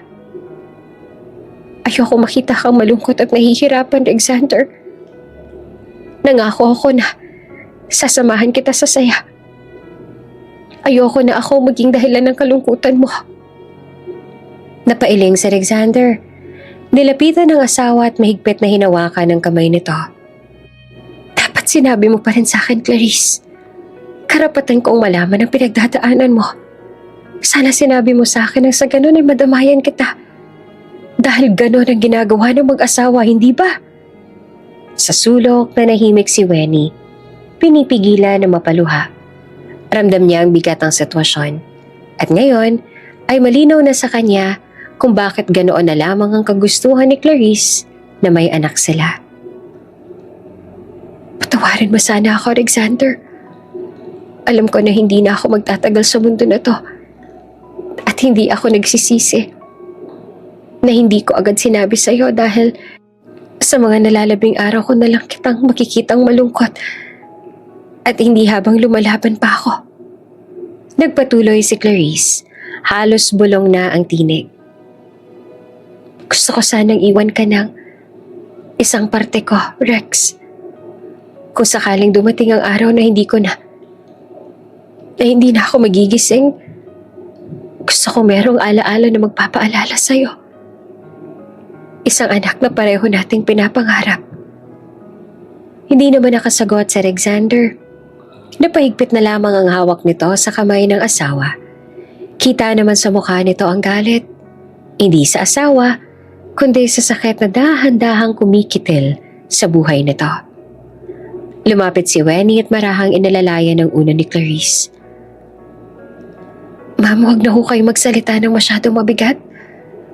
Ngumiti si Clarice sa kanya. Mahina ngunit puno ng pasasalamat. Salamat, Wenny. Dahil hindi ako nag-iisa. Dahil nandyan ka. Napatitig si Alexander kay Wenny at sa unang pagkakataon, nakita ni Wenny ang kaunting lambot sa malamig nitong mga mata. Hindi nagtagal naging mabigat na talaga ang lahat. Lumala ang kalagayan ni Ma'am Clarice. Hindi na ito pinapauwi. Inirekomenda ng doktor na manatili na lang ito sa ospital para mabantayan at mabigyan ng tamang lunas. Araw-araw na lang siyang nakakulong sa puting silid, nakakapit sa mga monitor at kung minsan ay natutulog na lang na may bangungot sa pisngi. Kitang-kita ni Wenny sa mukha ni Sir Alexander ang pagkalugmok dahil sa lahat ng nangyayari. Para bang paru-parong hungkag ang mga mata, nalalayo ang tingin sa mundo. Hindi niya na inaayos ang sarili. Hindi na rin siya kumakain ng maayos. Puro paglalakad sa koridor ng ospital na parang nawawala ang direksyon. Minsan, hihinto siya sa harap ng kwarto at tahimik na tatanggapin ang lamig ng bintana. Si Wenny na minsan nakatayo sa gilid at nagmamasid, ang nag-iisang nakakakita ng pagdurusa ni Alexander. Samantala, ang pagbubuntis ni Wenny ay hindi rin naging madali. Ang unang 3 buwan ay halos wala na siyang enerhiya. Kahit anong pagkain ay nagbabalik-balik at mawawasak ang gana niya. Madalas siyang nauutal, biglang nasusuka sa kusina o kaya nahihilo habang nagwawalis. At sa kabila ng lahat ng sakit na pinagdaanan ni Clarice, ginagawa pa rin nito ang lahat para lang maiparamdam sa kanya ang pagdamay nito. Isang hapon na minsay halos wala ng lakas si Wenny, pero pinilit pa rin niya na dalawin si Ma'am Clarice dahil batid niya na gusto nitong mahaplos ang sinapupunan at makausap ang anak. Halos manhid ang mga kamay ni Clarice sa pagdampi ng palad ni Wenny. Ngunit malinaw ang mata at may init pa rin ang boses. Wenny, mahinang sabi ni Clarice. Huwag kang papaapekto sa nangyayari sa akin. Tadhana ko ito.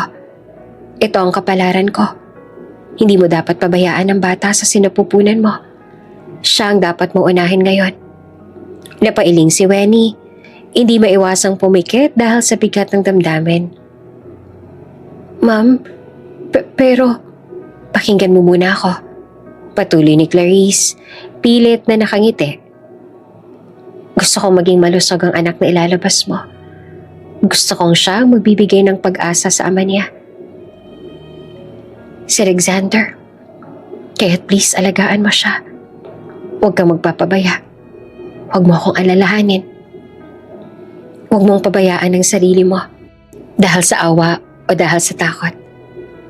Mahalagang malakas ka para sa anak na to.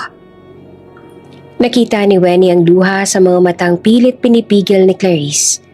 Hindi niya mapigilan ng pagyakap ng mahigpit. Ma'am, sisiguraduhin ko po. Kahit ano pa man ang mangyari, aalagaan ko po ang bata. Hindi ko po kayo bibiguin. Nagtagal ang yakap nila. Tahimik, puno ng unspoken promises. Bahagya namang umiti si Clarice at hinawakan ang kamay niya. Salamat. Salamat talaga. Ngayon may isa pa akong hinihiling. Tumingin ng seryoso si Clarice sa kanya at ang tinig niya ay mas mababa, mas pabulong. Pakiusap. Alagaan mo rin si Alexander. Lalo na ngayon. Halos ayaw niya na sa sarili niya. Kailangan natin ng isang taong mag-aalaga sa kanya. Isang taong magpapaalala na may dahilan pa siya para gumising tuwing umaga. Napaluha si Wenny. Hindi niya inaasahan niyon. Isang napakalaking bagay para sa kanya. Hindi lamang ang responsibilidad para sa isang buhay, kundi pati ang pagsakip sa puso ng isang talang ligaw na lalaki.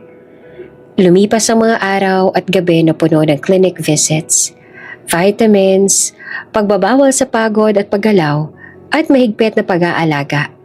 Si Wenny ay sinubaybayan ng mga eksperto, espesyalista, obstetrician, nutritionist na nagplano ng pagkain na makararanas sa kanyang pagsusuka, at physical therapist na nagbigay ng magaan na ehersisyo para hindi mabigat sa tiyan.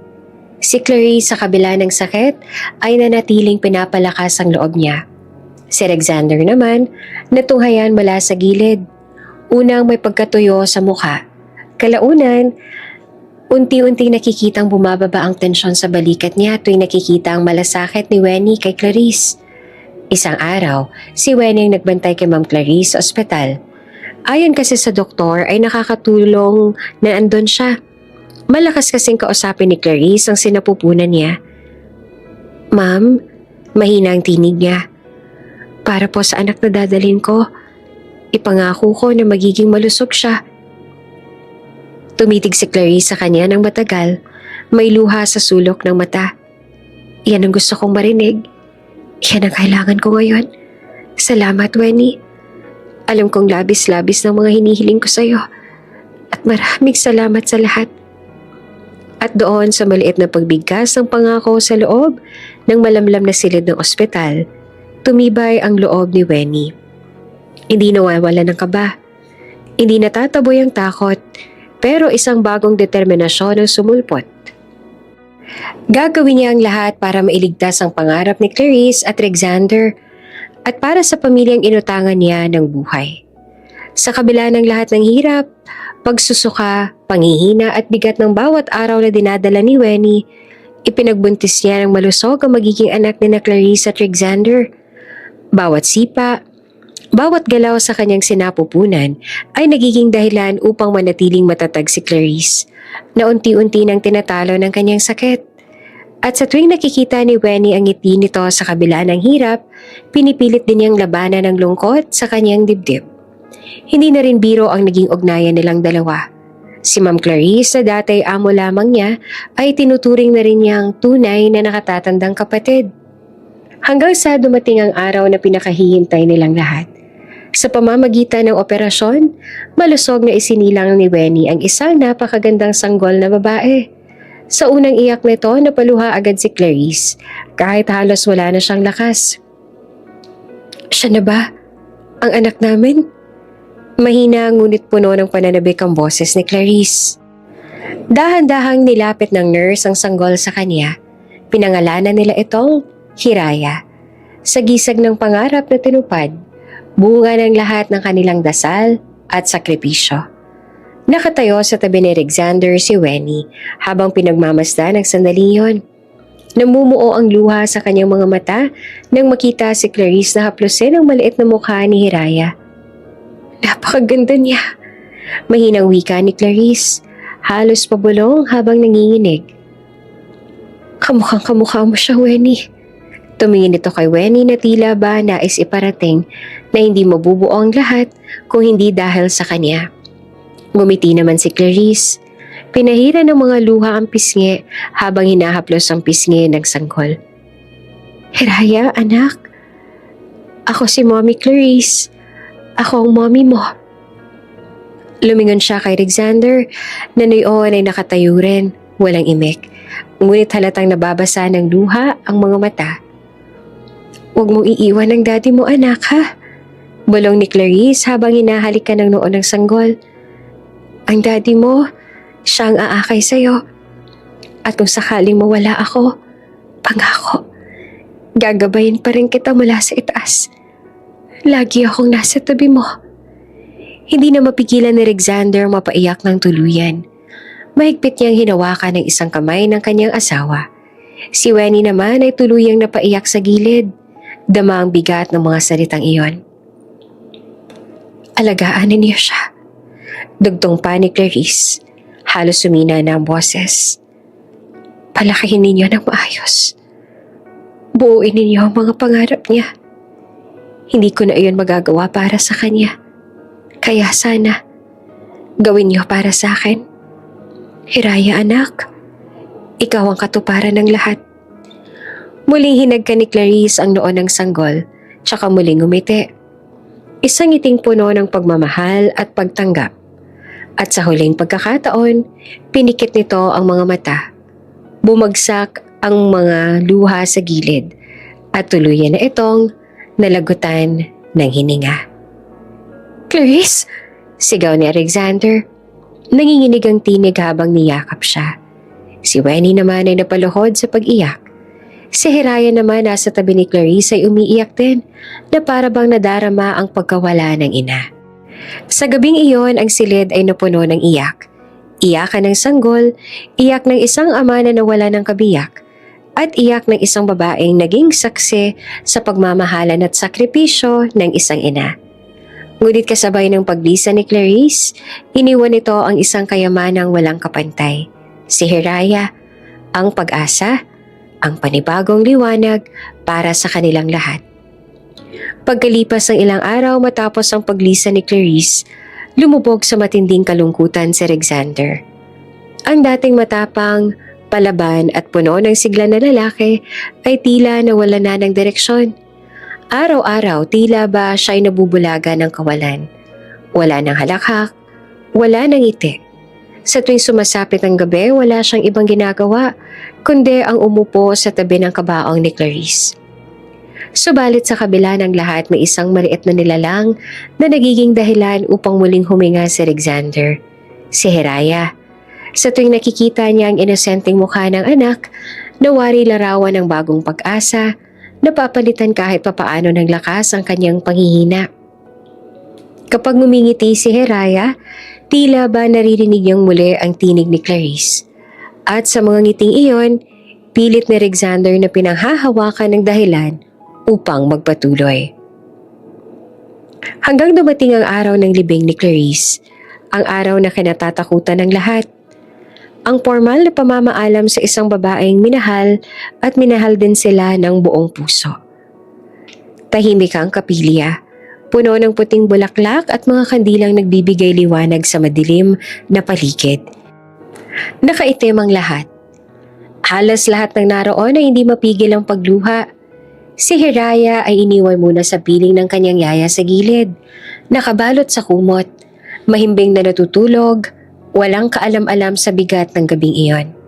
Nakaharap naman si Alexander sa kabaong ng asawa. Nandulumong nakaluhod, halos hindi makatayo. Hinawakan niya ang malamig na kahoy at doon ibinuhos ang lahat ng sakit. Clarice, pabulong niyang wika. Nanginginig ang kanyang boses. Mahal na mahal kita. Hindi ko alam kung paano ako magpapatuloy nang wala ka. Hindi ko alam kung paano ko haharapin ang mga bukas na wala ka sa tabi ko. Humikbi siya, pinunasan ng mga luha pero mas lalo lang itong dumaloy. Pero pinapangako ko, Clarice, iingatan ko si Hiraya.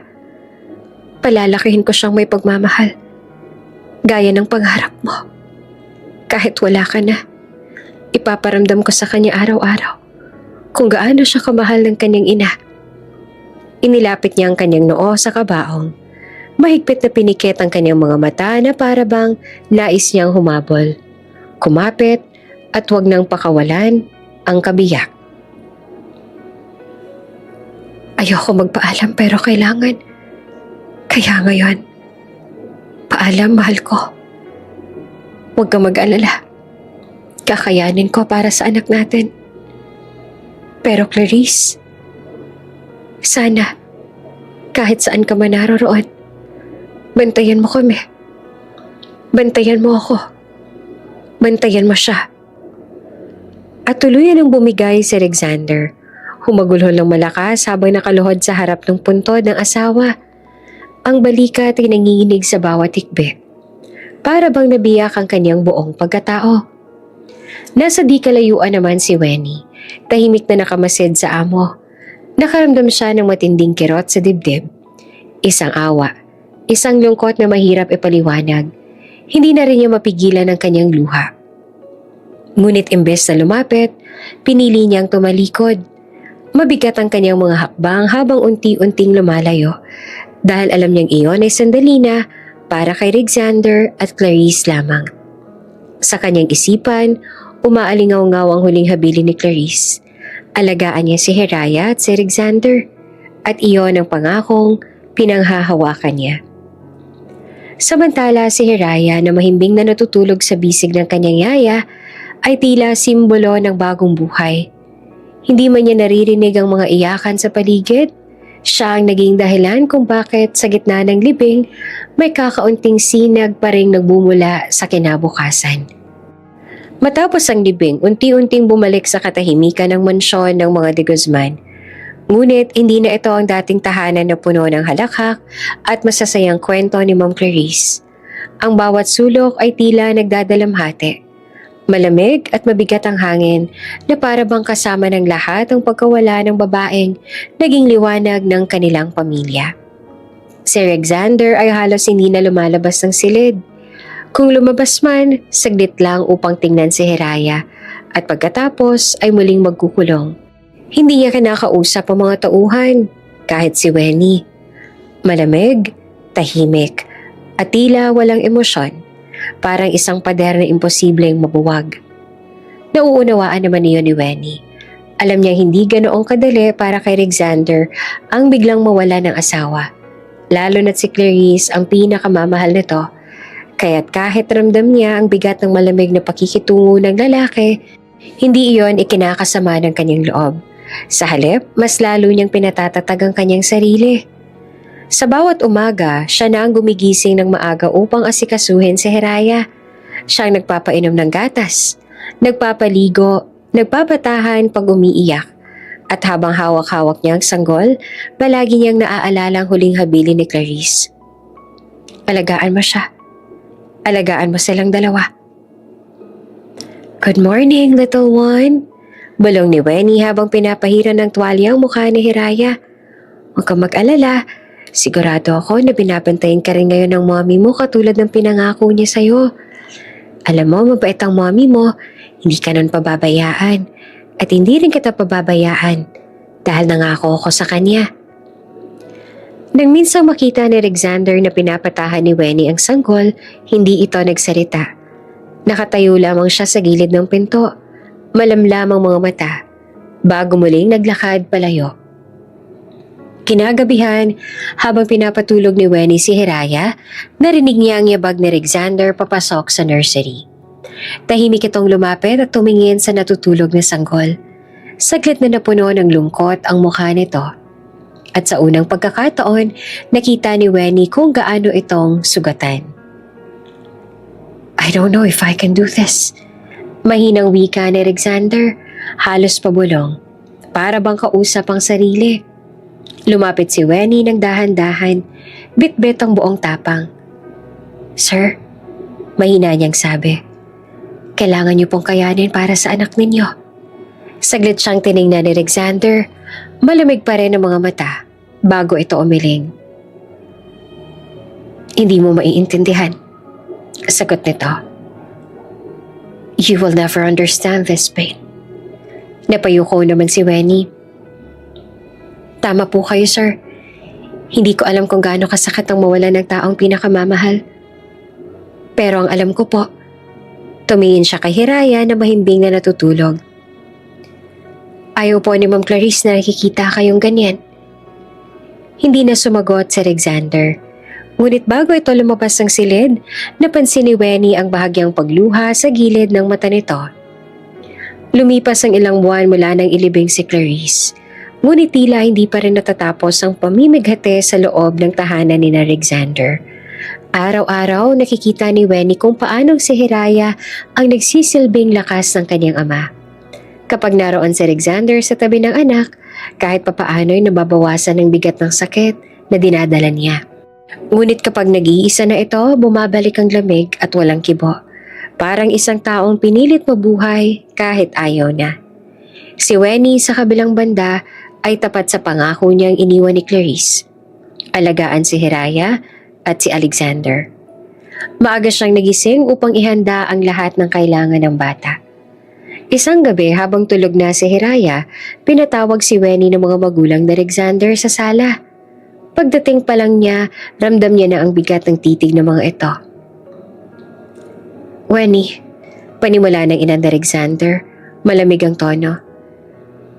May mga naririnig kaming hindi maganda tungkol sa'yo. Nagulat si Wenny. Po, ano pong ibig niyo sabihin? Huwag ka nang magkulwari. Sabad naman ang ama ni Alexander. Hindi porket wala na si Clarice, may kalayaan ka ng akitin ng anak namin.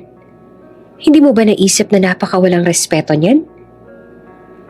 Nanginig ang kamay ni Wenny, na natili siyang nakatayo. Pilit pinapakalma ang sarili. Hindi ko po ginagawa ang sinasabi ninyo. Hindi ko po iniisip na magkakagusto ako kay Sir Alexander. Naiintindihan ko pong nagdadalamhati pa siya at kahit kailan, hindi ko sisirain ang alaala ni Ma'am Clarice. Ngunit hindi pa rin tumitigil ang ina. Ba't ang galing mong magsalita? Pero halata naman sa kilos mo. Sa pag-aasikaso mo.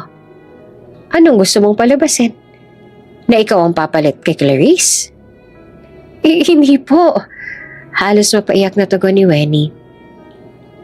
Ginagawa ko lang pong iniwan niyang habilin sa akin.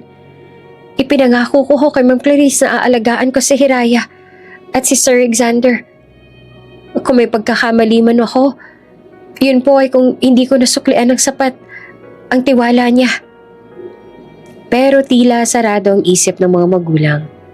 Sunod-sunod na masasakit na salita ang ibinato sa kanya. Tinawag siyang oportunista, makitang tao, at walang delikadesa. Hanggang sa hindi na kinaya ni Wenny ang sakit, tahimik siyang nagpaalam.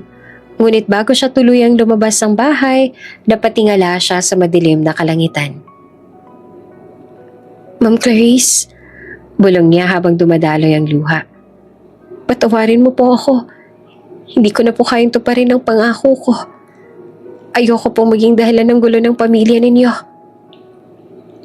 Kinabukasan, nag-impake siya ng kaunting gamit. Bago siya makaalis, sinalubong siya ni Alexander. Halatang gulat ito. Wenny, are you leaving? Malamig ang boses, ngunit ramdam ang bigat. Napayuko siya. Sir, para po walang masabing iba, aalis na lang po ako. Tumango ito at iniabot sa kanya ang isang maliit na sobre. This is for you. Sabi ni Clarice, ibigay ko raw to sa'yo. Hindi ko alam kung ano nakapaloob dyan. But keep it. It's for my wife. Nanlaki ang mga mata ni Wenny. Nanginginig ang kamay nang tanggapin ang liham. Hindi niya alam kung ano ang laman nito. Ngunit ang bigat ng sobre ay tila mas mabigat pa sa kanyang puso. Salamat, sir. Mahina niyang tugon. Hindi ko po makakalimutan ang tiwala na ibinigay ninyo at ni Ma'am Clarice. Lumapit siya kay Hiraya. Mahimbing pang natutulog sa yakap ng yaya. Marahan niya itong hinalikan sa noo. Mahal na mahal kita, Hiraya. Paalam. Paglingon niya, nakita niyang nakabasid si Alexander. Malamig pa rin ang mukha, ngunit may bakas ng sugat na hindi maitatanggi. Si Wenny ay tumalikod na. Dala ang bigat ng pangakong hindi niya na alam kung kaya pa niyang panindigan. Umuwi si Wenny sa probinsya na may mabigat na pakiramdam sa dibdib. Pero may kaunting ginhawa dahil sa init ng pagkakasalubong ng pamilya.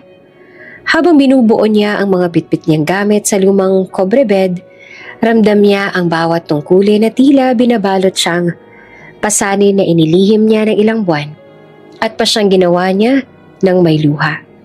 Pagbaba niya sa bus terminal, sinalubong siya ng mga yakap at talakak ng magkakapatid, ng mga luha at pag-aalala ng kanyang ina at ama. Anak! Sambit ng ina niya habang mahigpit na niyayakap si Wenny. Halatang nabusog sa pagkikita. Hindi nagtagal sa maikling muli-muli ng kwento, inilahad ni Wenny ang dahilan ng kanyang pag-uwi. Hindi niya sinabi ang lahat agad. Sinabi niyang gusto muna niyang magpahinga, ngunit hindi nagkulang ang pagtulong at pag-aalaga ng kanyang pamilya. Sa loob ng bahay, pinatibay siya ng mga salita ng mga magulang at ng kapatid. Wenny, hindi ka nag-iisa. Sabi ng bunso niya, kaliwat kanan ng yakap. Andito kami palagi. Kahit anong gawin mo, andito lang kami. Tila unti-unti namang nabawasan ng bigat sa balikat ni Wenny. Hindi man nawala ang lungkot, napalitan ito ng pag-asa na mula rito niya muling itinatag ang sarili. Ilang linggo pa ang lumipas, kahit papaano ay naging maayos na siya. Tumulong sa mga gawaing bahay, nag-alaga sa bunso at tila unti-unti nang nababalik ang dating kumpiyansa. Bawat hapon ay naglalakad siya sa gilid ng bukid. Pinapanood ang paglubog ng araw at tahimik na ipinagdarasal ang mga pangalan ni Clarice, Alexander at Hiraya. Ngunit hindi niya magawa kaagad. May isang bagay pa siyang hindi mabitawan. Ang liham na inabot ni Alexander bago siya umalis. Nakatago iyon sa loob ng kanyang bag. Para bang may buhay na naghihintay na mabuksan.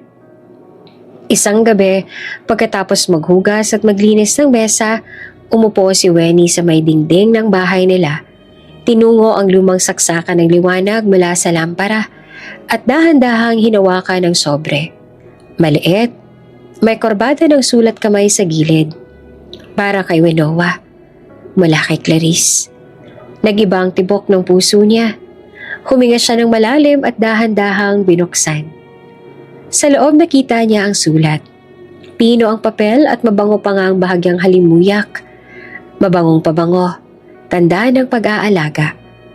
Lumukot ang mga luha niya habang binabasa. Wenny, kung binabasa mo to, malamang wala na ako ngayon. Gusto ko lang malaman mo na labis ako nagpapasalamat sa'yo. Hindi ko man nasabi ng maraming beses. Hindi ko man naipakita ng sapat. Napakalaking utang na loob ko sa'yo.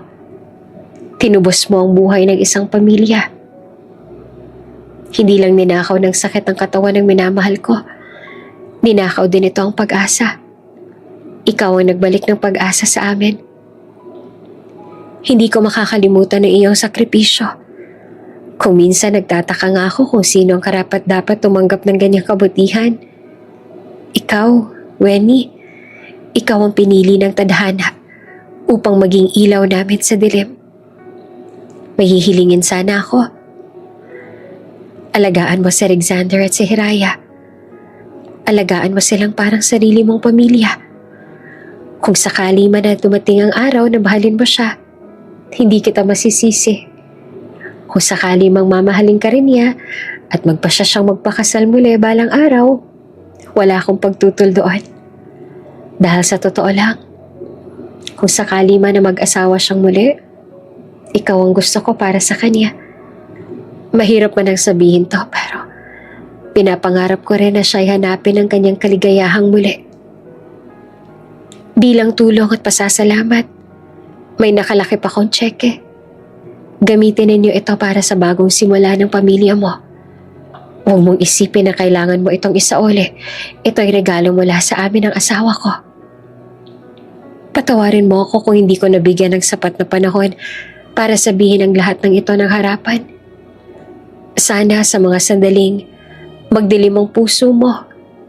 Alalahanin mo na may isang babae na lubos na nagpapasalamat sa iyo. Araw-araw kitang isasama sa aking dasal. Mahal ka namin. Clarice. Hindi mapigilan ni Wenny ang pag-iyak.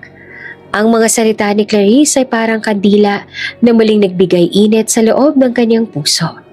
Kasabay ng sulat ay isang tseke. Malaking halaga na sapat para makapagsimula silang muli. Tumulo ang luha ni Wenny nang mahigpit niyang pinisel ang papel. At nasabi, "Patawarin niyo po ako, ma'am." Pabulong niyang sagot sa hangin. "Patawad po. Hindi ko natupad agad ang pangako mo. Pero sisikapin ko, ma'am. Araw-araw dadaling ko kayo sa aking mga dasal." Kinabukasan, ipinaalam niya sa kanyang mga magulang ang laman ng liham. At dahan-dahan na ipakita ang tseke. Nagpasalamat si Wenny sa Diyos at muli niyang inalay ang panibagong plano. Gagamitin nila ang pera para sa tuluyang paggaling ng bunsong kapatid. Para iayos ang bahay. At para makapagsimulang muli. Ngunit higit pa sa material na bagay, nanumbalik ang kanyang pananalig na hindi siya nag-iisa at may taong nagtitiwala at nagmamahal sa kanya ng tunay. Sa huli, habang nagbabantay siya sa gabi sa ilalim ng mga bituin ng kanilang baryo, pinunasan ni Wenny ang luha at tahimik na nagdasal. "Salamat po, Ma'am Clarice. Araw-araw ko po kayong isasama sa panalangin ko. Hindi ko po malilimutan ang lahat." Gamit ang malaking halaga na iniwan sa kanya ni Ma'am Clarice, nagsimula si Wenny at ang kanyang pamilya ng panibagong buhay. Unti-unti nilang pinundar ang kanilang sakahan. Pinaunlad ito hanggang sa lumawak pa at naging dahilan ng mas maayos na kabuhayan. Sa tulong ng perang iyon, nakapagpagamot din ng tuluyan ng kanyang bunsong kapatid hanggang sa tuluyang gumaling ito mula sa karamdaman. Sa bawat araw na lumilipas, dama ni Wenny ang ginhawang dulot ng sakripisyo ni Clarice at ng regalong iniwan ito sa kanya. Hindi rin nakalimutan ni Wenny ang sarili niyang pangarap.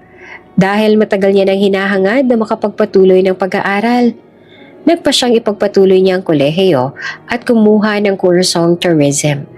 Matagal niya nang nais maglakbay at makatagpo ng mga tao mula sa iba't ibang dako ng mundo. At ngayong unti-unti nang natutupad ang lahat, hindi niya napigilan ang maging masaya. Naging mas masigla rin ang kanilang pamilya. Nakapag-aral na rin sa mas mataas na paaralan ng kanyang mga kapatid at ang kanilang buhay ay unti-unting nagbago. Subalit kahit ilang taon na ang lumipas, hindi pa rin mawala sa isipan ni Wenny ang alaala ni Ma'am Clarice. Gayon din ang mag-ama nito. Paulit-ulit niyang iniisip si Hiraya, ang anak na 9 na buwan niyang dinala sa kanyang sinapupunan. Hindi niya maiwasang itanong sa sarili, kamusta na kaya siya? Malusog kaya siya? Ano na kayang itsura niya ngayon? Lagi niyang ipinagdarasal ang kaligtasan at kasiyahan ng bata at ng ama nitong si Alexander, na minsang naging malamig, ngunit alam niyang labis na nagdadalamhati sa pagkawala ng asawa. Minsan sa kanyang panalangin, nahihiling niya na sana, kahit isang beses pa lang, muling magtagpo ang kanilang mga landas. Ngunit lagi rin niyang tinatanggap ang katotohanang tila imposible iyon. Si Alexander at Hiraya ay tila langit, habang siya naman nananatiling nasa lupa. Kahit na ganon, hindi siya tumigil sa pananalangin at sa tahimik na paghingi ng tawad kay Clarice. Patawad po, ma'am, dahil hindi ko natupad ang lahat ng pinangako ko noon. Ngunit sana, alam ninyong minahal ko rin kayo at ang inyong pamilya. 6 na taon ang lumipas mula nang huli niyang makita ang mga ito. Ngayon, siya na isang dalagang nagtapos ng kolehiyo at nagtagumpay bilang isang flight attendant. Habang nasa loob siya ng eroplano, nakangiti siyang lumilibot at tinutulungan ng mga pasahero. Sa mga oras na iyon, biglang in-announce ng piloto ang nalalapit na paglapag nila ng kanilang sinasakyang eroplano. At siya mismo ang nag-abot ng mikropono para muling ipaalala iyon sa lahat. Habang nag-a-announce, may kakaibang kirot at sabay na excitement ang naramdaman ni Wenny. Para bang may kung anong hindi maipaliwanag na pananabik sa kanyang puso.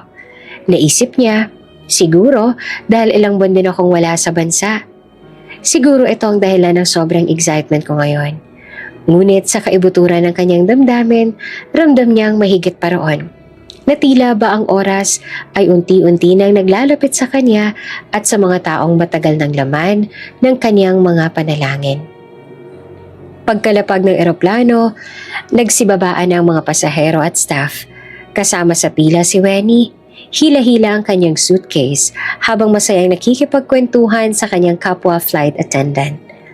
Magaan ang pakiramdam niya. Sa wakas, muli na siyang nakabalik sa bansa. Dala ang pag-asa at sigla ng kanyang bagong propesyon.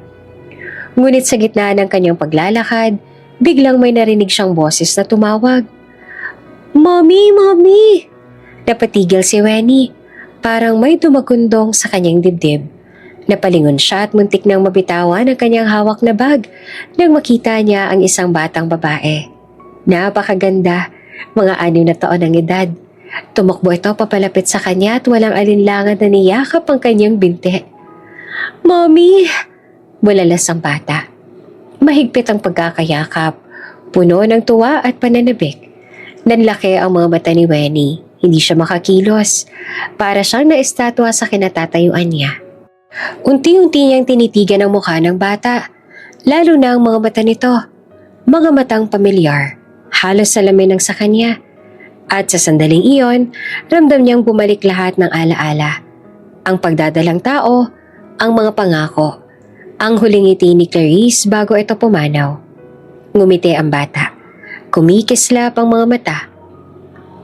"Mommy, it's you! I'm so glad I found you!" Bago pa man makasagot si Wenny, isang mababang tinig ang tumawag mula sa di kalayuan. "Hiraya, come here." Napapitlag si Wenny sa pangalan niya. Hiraya. Iyon ang pangalang iniwan ni Clarice. Dahan-dahan niyang iniangat ang kanyang tingin. At doon nakita niya ang isang lalaking papalapit. Ang bawat takbang nito ay mabigat at puno ng presensya. Tuwid ang tindig, matikas at halos lalo pang gumugwapo kaysa dati. Ang itim nitong suit ay lalong nagbigay diin sa aura nitong malamodelo. Si Alexander de Guzman. Parang tumigil ang mundo ni Wenny. Ang paligid na abala kanina ay tila naglaho. Ang mga tao sa paligid ay napahinto. Nakatitig, nagbubulungan. Lalo na ang kanyang mga kasamang flight attendant na nagulat. "May anak na pala si Wenny?" Bulong ng isa. "Ang ganda naman ng bata, kamukhang kamukha niya." Dagdag pa ng isa. Samantala si Wenny ay natigilan, hindi alam kung paanong hihinga. Muli nagsalita si Hiraya, nakatingin ng diretso sa kanya. "Mommy, you are so pretty po. Tama nga pala si Daddy, sobrang ganda mo po." Naluha naman si Wenny. Habang pinagmamasdan niya ang bata, dahan-dahan siyang tinamaan ng katotohanan. Ang batang ito, si Hiraya, ang batang ipinagbuntis niya, ang anak na ibinigay niya para sa pangarap ni Clarice at ni Alexander. Ang batang minahal niya mula pa noon, kahit na inisip niyang hindi na sila magtatagpong muli. Hanggang sa tuluyan ang nakalapit si Alexander. Nakatitig ito kay Wenny, may ngiting matagal niyang hindi nakita. Ngunit ngayon ay puno ng katiyakan. "We finally found you," sabi nito. Mababa ngunit malinaw. Para bang iyon lang ang salitang matagal nang gustong lumabas mula sa kanyang bibig. Nautal si Wenny. Nanlamig ang palad, halos hindi makapagsalita. "Sir Alexander?"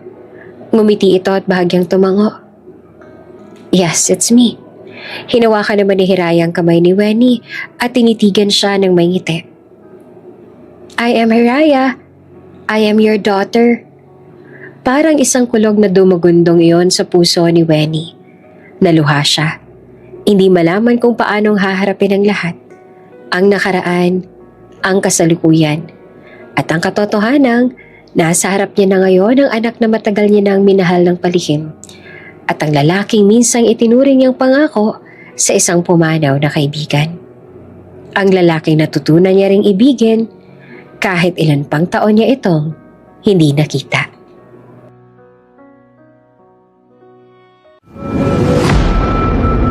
Kung bago ka pa lang sa channel na ito, Ate Jane TV, huwag kalimutang pindutin ang notification bell and subscribe button.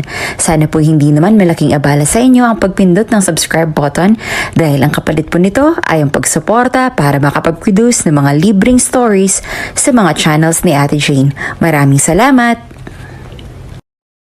Probinsyana